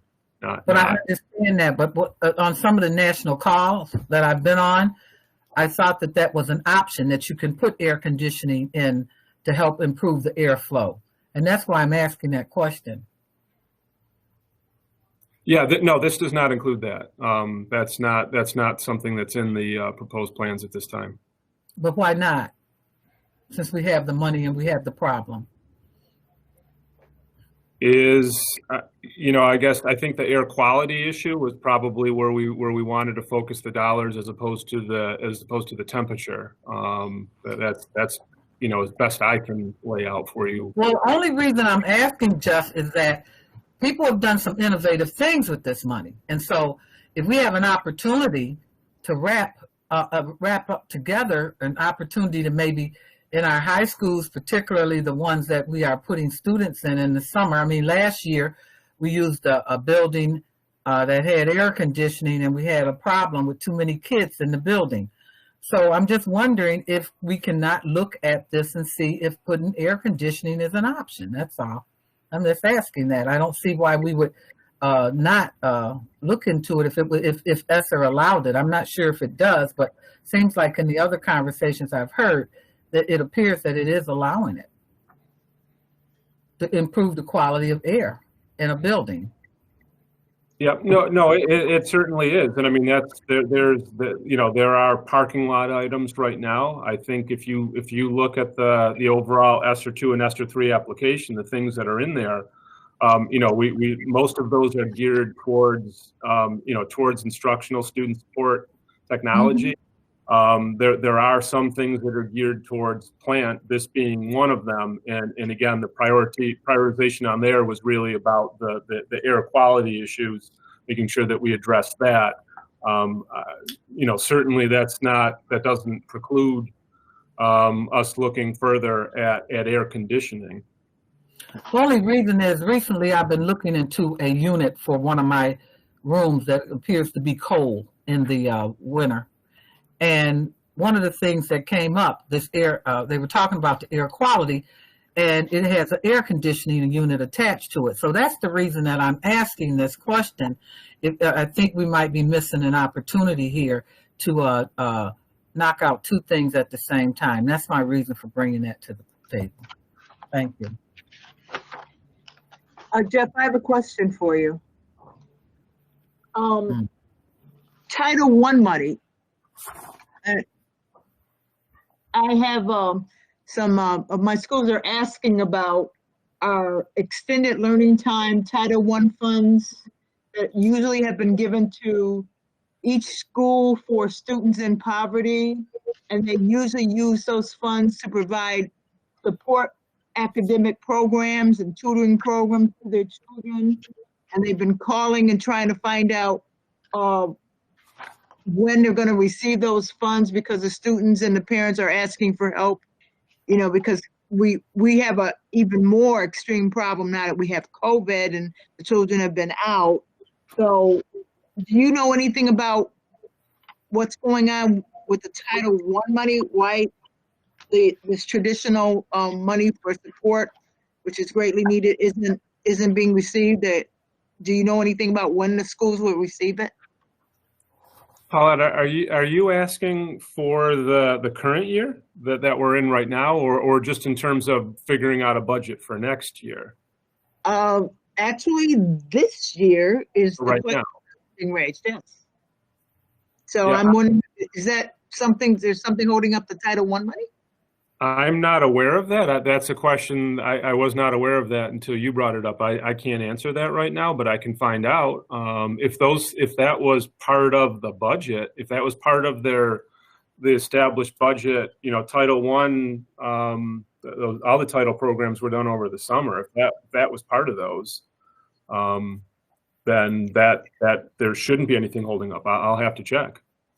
Okay, I would appreciate that, because it's a traditional part of Title I, and we do have these grant different titles and funds, and they are for specifically targeting poverty students. And we have to kind of keep all those balls in the air, and people are looking for those funds. So that was a question that was raised by some of my schools. So I thought I'd throw it in while we're on the budget. Okay, and again, I don't, I guess I'm not the most knowledgeable person on all the ELT programs, but I know, transportation obviously is playing a factor in when those things can be deployed as well. But I will check specifically on the Title I. Okay. Lou Petrucci and Terrence Hurd, or somebody in City Hall. Okay, I thought is that you, Lou? I thought it was Larry's hand still up. Larry or Lou, which one? And then Terrence. It's me, Paulette. I was just going to speak to the air handlers really quickly. So generally you have air handlers where you have boilers in place. So the boilers do the heating, the air handlers do the exchange with fresh air inside the buildings.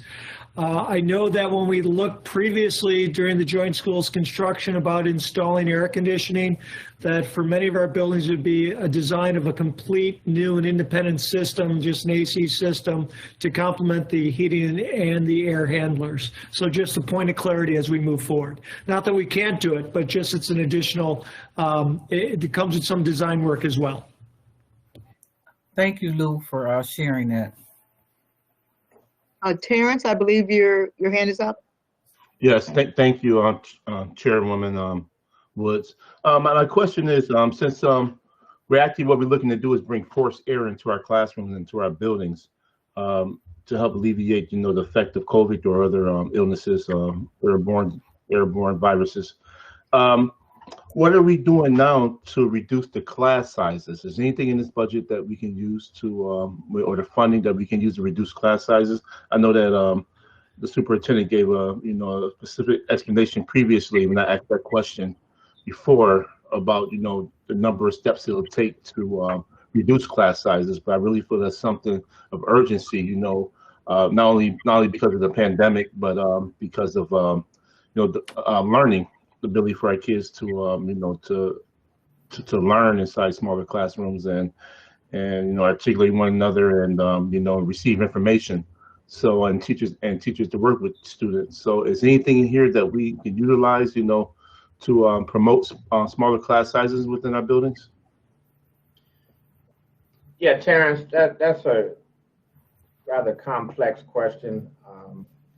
We certainly have made and consistently upheld the class sizes in the early grades. We had a commitment to that for some time. So in our pre-K to 3 classrooms, we have a relatively low class size ranging anywhere from 18 to about 24 students.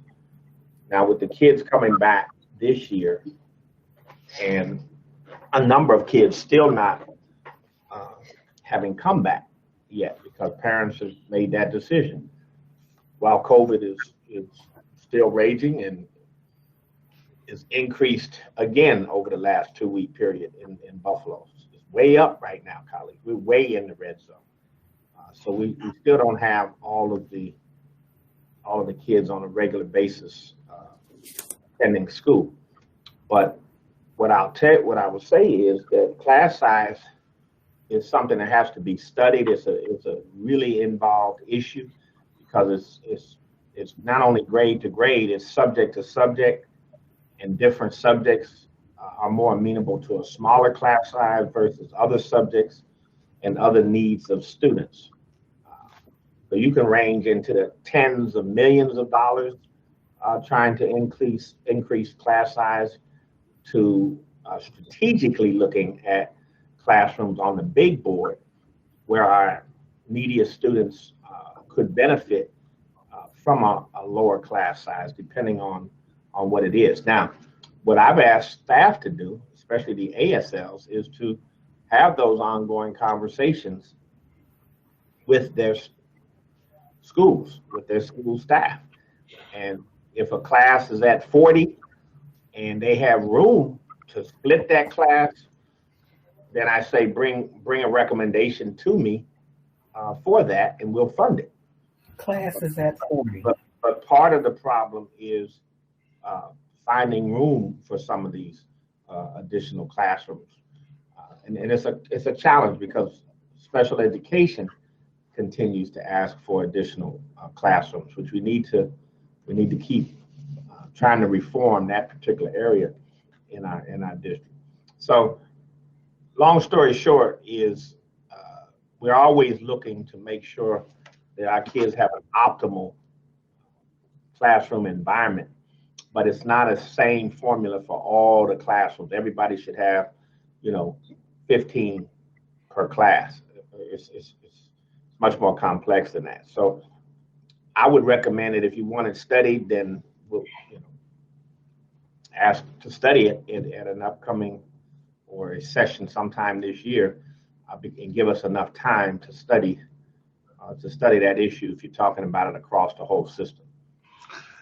Dr. Cash, is there a way to red flag certain, class size or certain classroom within the building, working with the ASLs to say, okay, it might be an English class or maybe a math class or even a special education class to where we would need to really look at that building itself and look at, the COVID period?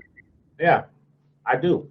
And I've given staff the green light to inform me where they see a red flag like that are impacting our students' learning or impacting our students' safety. Because we are very strict in our adherence to the safety protocols.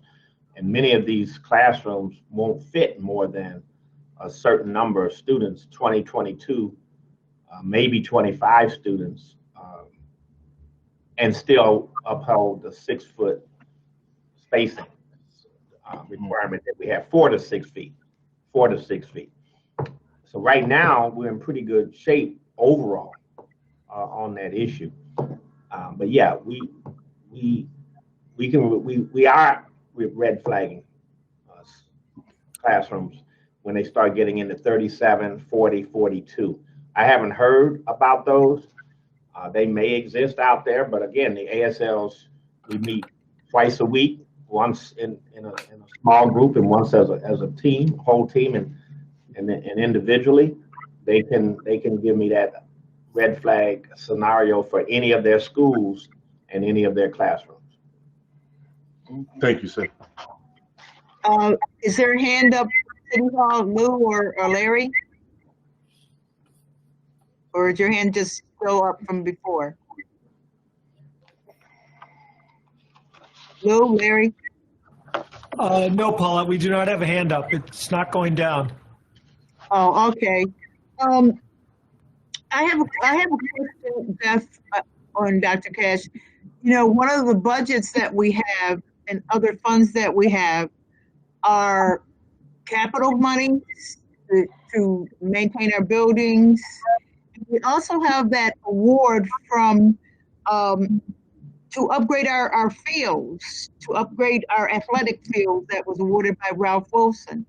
And either you speak to what's going on in those areas and also Fosdick Field, if we made any progress on that. Those are budget areas that kind of need to, not lose track of. Can either of you speak on that? Yeah, Admir, could you take the screen down unless the board would like to leave it up? I can see people better. I can't see, we can't see each other. Our colleagues, are you good with us taking the screen down? Okay. So yeah, Ms. Woods, in a nutshell, the Wilson Foundation, it's not that they've given us money, but they said they want to work with us to refurbish 12 of our fields. And so we have a working strategy with them. It was on pause a bit during COVID, but it's still active. And just recently, we have some very good news about Fosdick Field. We had to shake loose some first things first in order for that project to move forward. So all of the fields there's a strategy to address them systematically. And maybe Nate or Will could give you just sort of a high level overview about it, because again, that's a long conversation in and of itself. So Mr. Kuzma, if you could respond to Ms. Wood's question. Well, guys, I actually do have a community group with a field baseball, I believe it's a baseball team on South Park and Bailey, and they were complaining about there's only one porta potty for 400 people, no place to change, and I was like, oh, well, let me find out if you guys are somewhere in this plan for updating, because, when you get hit in the face with it, you have to kind of find out where we're going. That's I see what you're asking. Okay. I'm not aware of the issue. So Mr. Kuzma. Yeah, in relation to Fosdick Field, as you know, I think a couple of years ago, this December, the board would have approved the purchase of that property, for no more than $1. Of course, there's a greater price tag once you acquire the property, but a precondition to closing on that property was the city abandoning Fosdick Street, which is right next to the school, so that then the property is continuous, and as we develop the field, then it's reimbursable by the state education department. Obviously, COVID-19 set us back in that regard, but there has been, as recent as today, very promising news, which Dr. Karestas can provide, details on what the next steps are. But I believe the Common Council today has essentially cleared the pathway for the abandonment of that street. Parallel to that, I've been working with council, commercial real estate attorney, to close on the property as soon as Fosdick Street is formally abandoned. And my projection is that we will be closing on that property. I'll give it a 3-month time frame. It could be sooner than that, but there are some steps, as Dr. Karestas will discuss with you in a moment, that still need to happen before Fosdick Street is formally abandoned. Once that happens, we will close, and all of the decks have been cleared. So we are on the doorstep of finalizing that purchase. Once that happens, we will commence the development phase of that project. So, Dr. Kay, if you community input, right? Because the whole idea of getting that was so that we would be open to the community. Well, I think Dr. Karestas will provide you some insight on how that will occur in part right now. The whole premise of the Fosdick Field arrangement is the parks agreement that the board approved a meeting or two ago, and now the city has approved it as well. And that basically keeps going what we've already done with our fields, which is open them up to the community. It also begins to open up some of our playgrounds for some public use under certain restrictions and guidelines. Fosdick Field will really aim to be the state of the art for that agreement for public use. So the community, the Fruitvale community, is very excited about that. What the Wilson Foundation organized and paid for was a study of how all of the fields that are available between city parks and the district could all be upgraded for the mutual benefit of the school district and the community. So that work is ongoing, as Dr. Cash said. It did have some bit of a pause during COVID. We're kind of relaunching that collaboration, and it's going to be incredibly promising. Today, the Common Council received from the mayor the request to abandon Fosdick Field. Of course, the mayor responded to our request to do that, or Fosdick Street, to abandon Fosdick Street, so that the school district could eventually build the restored Fosdick Field in that location. So the Common Council will now hold a public hearing, as they must with every type of request like that, and then the process will go forward.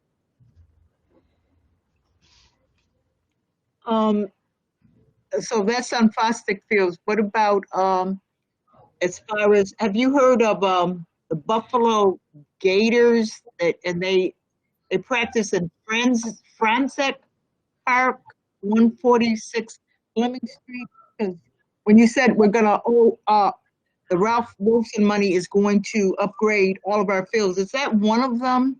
No, I didn't say that the Ralph Wilson money will upgrade the fields. What the Wilson Foundation supported was a collaboration, and they funded the study of which fields and which architectural designs should go towards those fields, city fields and district fields. So that was the initial investment that the Wilson Foundation made. The Wilson Foundation has not made any commitment to actually do the capital work or pay for the capital work on those fields. That could come in a subsequent request from the city and from the school district, but we're not there yet. Franzek Park, is a city park. There's leagues that have athletic permits and they use those fields. If they have complaints about the condition of those properties, they do have to go through the Parks Department. I have helped in the past facilitate those conversations because those are our kids that are in those sports leagues by and large. So if you want to pass along that name to me, Board Member Woods, I would be happy to just help and see if I can make sure the Parks Department is responsive to that group. Okay, I think I saw Sharon Cutman, hand up, and then Mr. Hurd. And yes, I'll get back with you because I do need to get more information on the scope of these fields. I'm sure this is going to be the last group coming in, raising their hand and complaining about some really bad conditions. They have pictures. Okay, thank you. My question is somewhat budget related. One of the things that I have I'm concerned about is that we have 3 schools at Bennett. We don't have a space for them, and we are now planning to do 2 new schools. And my question is, when are we going to basically address the need for at Bennett to get our schools situated there? They have outgrown their space, and there's been no recent conversations about putting bioinformatics in its own building, a middle early college in their own building, and now we're talking about adding 2 new schools. So I would like something on that in the near future as to what's going on with that under finance and operations. Dr. Cash, I'm addressing that question to you, please. Oh, okay. I can. I didn't know. Yeah, I didn't know. Yeah, we'd be happy to do it. It's fluid. It's a fluid situation. I've visited some sites. We're trying to move Da Vinci as we speak. We're working on plans to do that. Very promising plans. I don't know if it's premature or not, so I got to look to my team, but certainly I visited a site over at Buff State to move very promising. The bioinformatics lab, I've always wanted to be in that medical corridor over there. And then the MEC, trying to move to a campus site near ECC. But I have to meet with the new president, who I believe has come on recently. And so that is in the works. Dr. Karestas is working to set that up. So I'm trying to move and clear some of those programs out of Bennett so Bennett can continue to be the world-class innovation and technology school that we envision it to be. While we also look for these very high potential sites for these 2 gender-based schools, and the kind of programming that will go into those is so first rate and so exciting that I want to be aggressive trying to find sites for those schools as well. So we're working on all of it at once. Okay, thank you. The MST situation where we have special ed on the 3rd floor up in there, the concern was that, these children are coming into that building. Little children are coming into that building. There's a concern for safety, and that MST would also like to grow in their building as well. And so I just drove by Floss Street today, yesterday. They had, I think it's a voting center. That place is there. There's a building there. It's near the Cheektowaga line. And I just don't know why we're not using that for the adults in this building. So I just thought I'd throw that, in this district, I just thought I'd throw that out. Because that's what the concern is that we have these other schools that need to be addressed. And we're then, in addition to that, finding a location for 2 new schools that, I just wanted to bring that to the table tonight. Thank you. Understood. Thank you. Mr. Hurd. Okay, a couple of quick questions. First one is for Dr. Cash. We had discussions previously about the conditions of the field at Ojai and also Riverside. And you said with money set aside for put a new turf down on that field because of deplorable conditions of that field. When is that slated to start? Is that something that's on the table in a project that can be completed by at the end of the school year or by the beginning of next school year? Yeah, colleagues, just, you know, these are all good questions and we're happy to answer them, but we're getting a little bit off to the left here on the school-based budgeting topic. But nonetheless, that was a priority that I wanted to get accomplished last spring and in the summer. So we tried to get it done before the season started, but we couldn't quite get it fit in into that timeline, even though I really directed staff to try to get that done. I wanted that done for the kids. Now it'll look like it'll happen soon after the season's over, and we'll try to have it completed by the spring. But so that's the issue with what is it? All High Field. Riverside is part of that packet that we're talking about. Wilson. Fresh starting with the Wilson Foundation.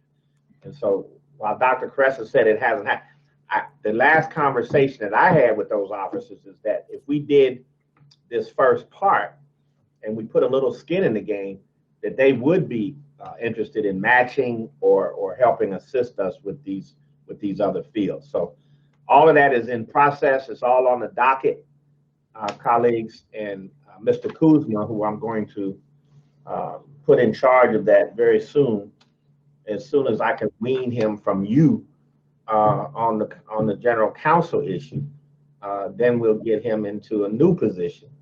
But I understand.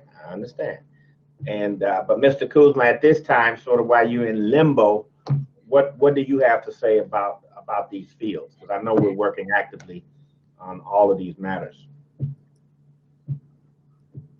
Nothing in addition to what you said, Dr. Cash. All High is slated to begin. Unfortunately, we couldn't start it prior to the football season beginning, and that will commence as soon as the season is over. And that was, discussed at the board meeting where we brought the board item, I believe, in October because we had to move the date. And so that's scheduled to begin. We're also looking at potentially doing the track there. At the same time that we do the field, which is something we'll be discussing within the next several days, so we can make that a Section 6 ready track facility to host Section 6 event. And that's where we're at that. Riverside, that's part of the Wilson project. I need to get up to speed on at this point. Okay, and going forward, let's not discuss it today, but just mention the Unified Modified Sports projects. And monies were set aside for that also out of this budget. And just to give a report later on that, so maybe you can touch bases and discuss it over a phone call. Well, we should discuss that, We should discuss that, Mr. Hurd, along with Mr. Scott, as to when we could fit in a presentation. I know Michael House is eager to deliver a presentation at some point within the next couple of months. So we should talk about when that can be scheduled into one of your committee meetings. Okay, let's get back on track. Does anyone else have any questions about things you feel should be at your schools in a standard budget base? You have any? Jeff has very well presented that the school-based budget does give additional weight by state directive to the special ed, to the poverty, the free reduced lunch, to our L population. He's gone over these issues. Does anyone else have any questions about a fair, equitable budget basis? Any problems specifically with your schools, or that you'd like to raise any questions now?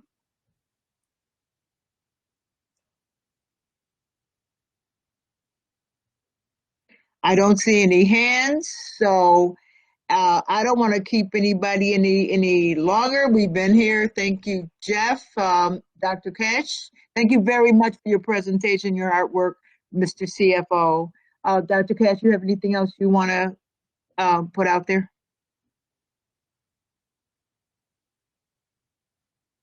No? Sharon, is that your hand? No? No, not at this time, colleagues. We'll continue to raise these issues at board work sessions, and my sense is that we're more on the same page than not, and we just keep having these dialogues and know that staff is working 7 days a week to get this work done for our students. It's a critical year, and we're very encouraged about what we can accomplish this year. Ms. Codman, I see your hand. So, in the past, there was a conversation about changing the budget formula.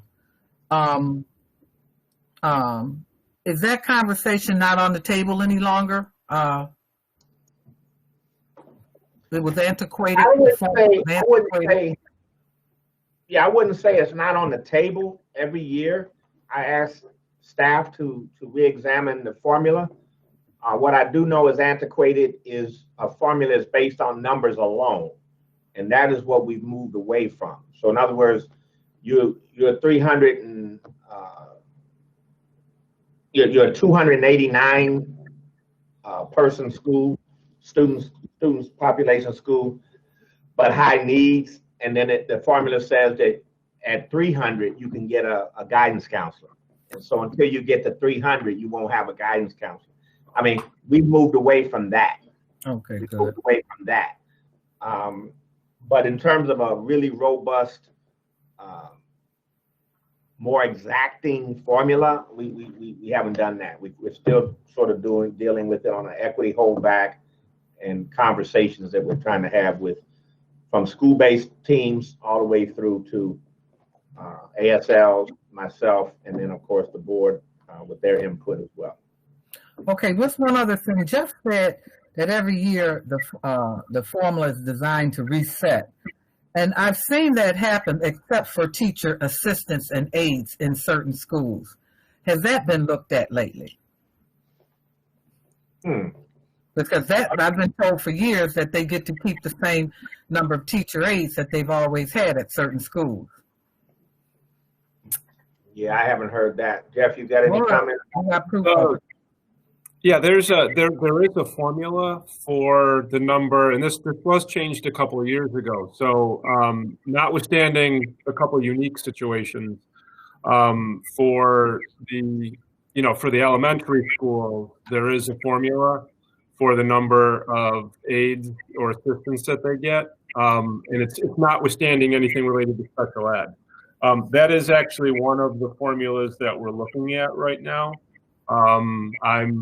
I'm actually looking at that particular formula, and I'm going to follow up with Dr. Cass in terms of analyzing how it works every year.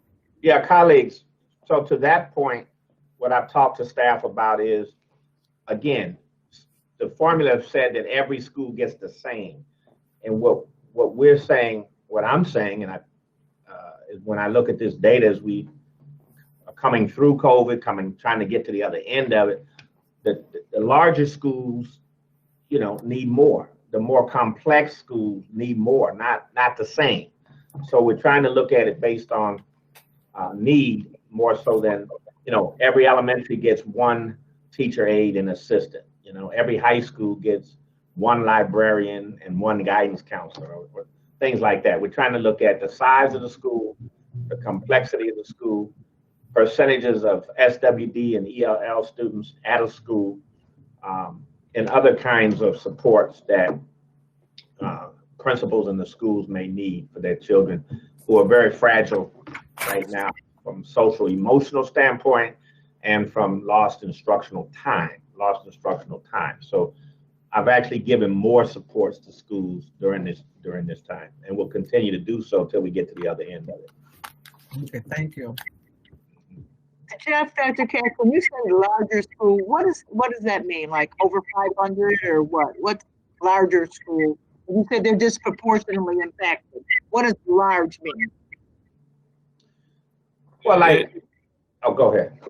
It's relative, and again, in those state formulas, all it basically shows is that the schools that have that negative ratio, on average, are either if they're an elementary school, they're 30% larger than the schools that don't. So it would be, I don't have an exact number for you, but I could probably pull that. But you're looking at kind of schools in the 400 range versus 600 range. That's the type of gap that we're looking at. But all of our schools, they're all a little unique.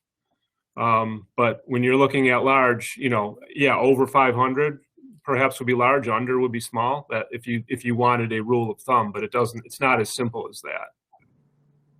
Okay. Right.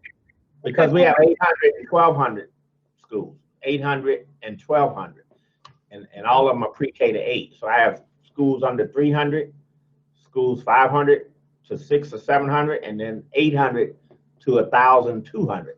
Southside is one of your largest schools in the city, and it's an elementary pre-K to 8. And you can't. And what we used to do is say you get 2 of these, 2 of these, 2 of these. Southside may need 3 or 4. Aides and assistants and things of that nature. So that's what we're trying to look more sensitively at the size of the school, but also the population in that school. Because again, if you were a large suburban school, you may not have the same needs that one of our smaller schools has. Like let's say West Hurdle, which is not really a small school, but West Hurdle and School 18. They have over 50% of their students are ELL and students with special needs. So you can't just, give them the same kind of allocation. They have a greater need. And so we look very carefully at that. Our associate superintendents are excellent at working closely with their principals to determine exactly what that student population needs year to year. So the idea that it shifts, Ms. Cotman, is that some populations do lose some schools do lose population. So they just need to be re-examined a little bit. But it doesn't mean that everything that they got the year before just goes away. I've been trying to, in the last 2 or 3 years, because those populations stay high need, and if they're still in CSI or TSI, I don't take away valuable student support services for those schools. At least that's my mindset. And usually the ASL will support that. So it doesn't completely reset, is my point. Okay, Dr. Cash, that's one of the things the board has been very much working with you on and encouraging you that the schools like MST, Burgard, IPREP, and South, which had a disproportionate share of L's, special eds, etc., needy students. Those were the schools that got a significant and needed additional resources. But we do have other issues, so we don't want to go back to the drawing board. We hope and thank you for keeping the equity allocations there. And I'm sure each board member will be bringing you more issues that they see in their schools that they want you to address as an equity issue. So I appreciate your comments. Any other hands? Terrence? Okay, Terrence, I see your hand. Okay, one quick question for Mr. Pritchard. My question is, how does the need index formula work for like a school like Emerson, who may use a lot of resources, for their program, or like McKinley for their shop class, the carpentry class, compared to like an MST, who may just be basically, going through basic subjects? Yeah, so the need index looks at those student demographics. So on that previous slide, it looks if you're special ed, multilingual, free and reduced price lunch. It doesn't look at sort of programmatic needs of the school. However, those things are budgeted by departments. So one of the ways that we address the equity issue on things like that is that if it's a CTE type of program or special ed program, those are actually allocated directly by the department. So it's not a question of that we come up with a formula, this is what you get. No, the department figures out what the needs are, and then that gets budgeted for that. And I think those line up pretty well with the formulas, how we address those. Okay, thank you. I was just to clarify that for me. Thank you. I appreciate it. You know, and again, overall too, it's not there is not a single formula. The school-based budgets are made up of hundreds of inputs in terms of the student population, the formulas for all the different teacher and administrator, aide and assistant. I mean, there's individual formulas for all of those things, and there's several of them that we're working at right now. That I'll be updating Dr. Cash in terms of what I'm seeing that, as we've looked at it over several years, hey, that we seem to have an issue here. We're going to look at this area. The equity, the transparency calculations from the state are showing this. Maybe we should look at that. So there's a lot of little, it's a lot of little things, not necessarily a big grand calculation that we look at. Okay. I know you mentioned the property level, how it's being created through free lunches. Well, what about the crime level? Say the school's in a high crime area. Is there any calculations for that also, or is that just calculated on the property? So the state calculations don't take that into account. They don't. Okay. What I've been doing, colleagues, is this year in particular, is we're looking at the incidents that are occurring in and around each school. And I'm deploying additional security support, trained security support for those schools. So we are looking at incidents by school and what kind of incidents, you see. And for the more serious Code 4, Code 5 violations of the code of conduct, we're deploying additional resources, either in terms of SRO and or our own security forces, which I think we just hired 10 more security force teams. So, and then I'm working closely on some other initiatives, colleagues. I want to get more dads, more fathers to show up at these schools and be present in the morning and in the afternoon, maybe even at lunch. 10 to 12 per school is what I'm working on. And in the higher incident schools, I'm trying to get it up to 18 or so. And even if those dads have trouble pass, it doesn't matter. They can come, they can be a force, they can talk to the kids, develop relationships with the kids, and the kids will say that it makes a difference. A friend of mine who was my former director of communication shared the idea that I heard about, and Dr. Evans Brown has shared with me in a school in Louisiana, down in Baton Rouge, Louisiana, in a high incident school. They've been doing it for 3 months, and the kids say it does make a difference. Now, it's not magical, but it's much better than not having their presence. So there's that kind of presence, some of the pastors, developing small groups of kids that they want to work with. Get in the game. Get in the game. I'm open to that. I want to see you working with other kids and helping to deflect some of these depression, anger, social media behavior that is destructive for their future. So all of that we're working on. Dr. Ramona Reynolds is doing some great work. Pastor Kenny Simmons, I've had a meeting with him with his Mad Dads program. We want to try to expand that notion and that idea. So all of this being brought to bear in a cohesive, strategic manner, we think we can begin to help our young people. So a lot of work still to do, but the gears are in motion. The gears are in motion to help with that. So yes, behavior, crime in the neighborhood, or incidents and things that are happening in and around a particular school, we are weighting that into our work, Mr. Hurd. Thank you, Dr. Cash, and thank you for that report. That's great news, and I'm sure every teacher, child, and staff member will appreciate that. Yeah. Thank you. Okay, it's 9:10. And I see no hands. I think everybody's about ready to adjourn the meeting. I want to wish you all, thank you, Dr. Cash. Thank you, CFO. I wish you all a good night. Finance and Ops is out. Thank you. Be safe. Good presentation, Ms. Woods, Dr. Kayash, Mr. Pritchett.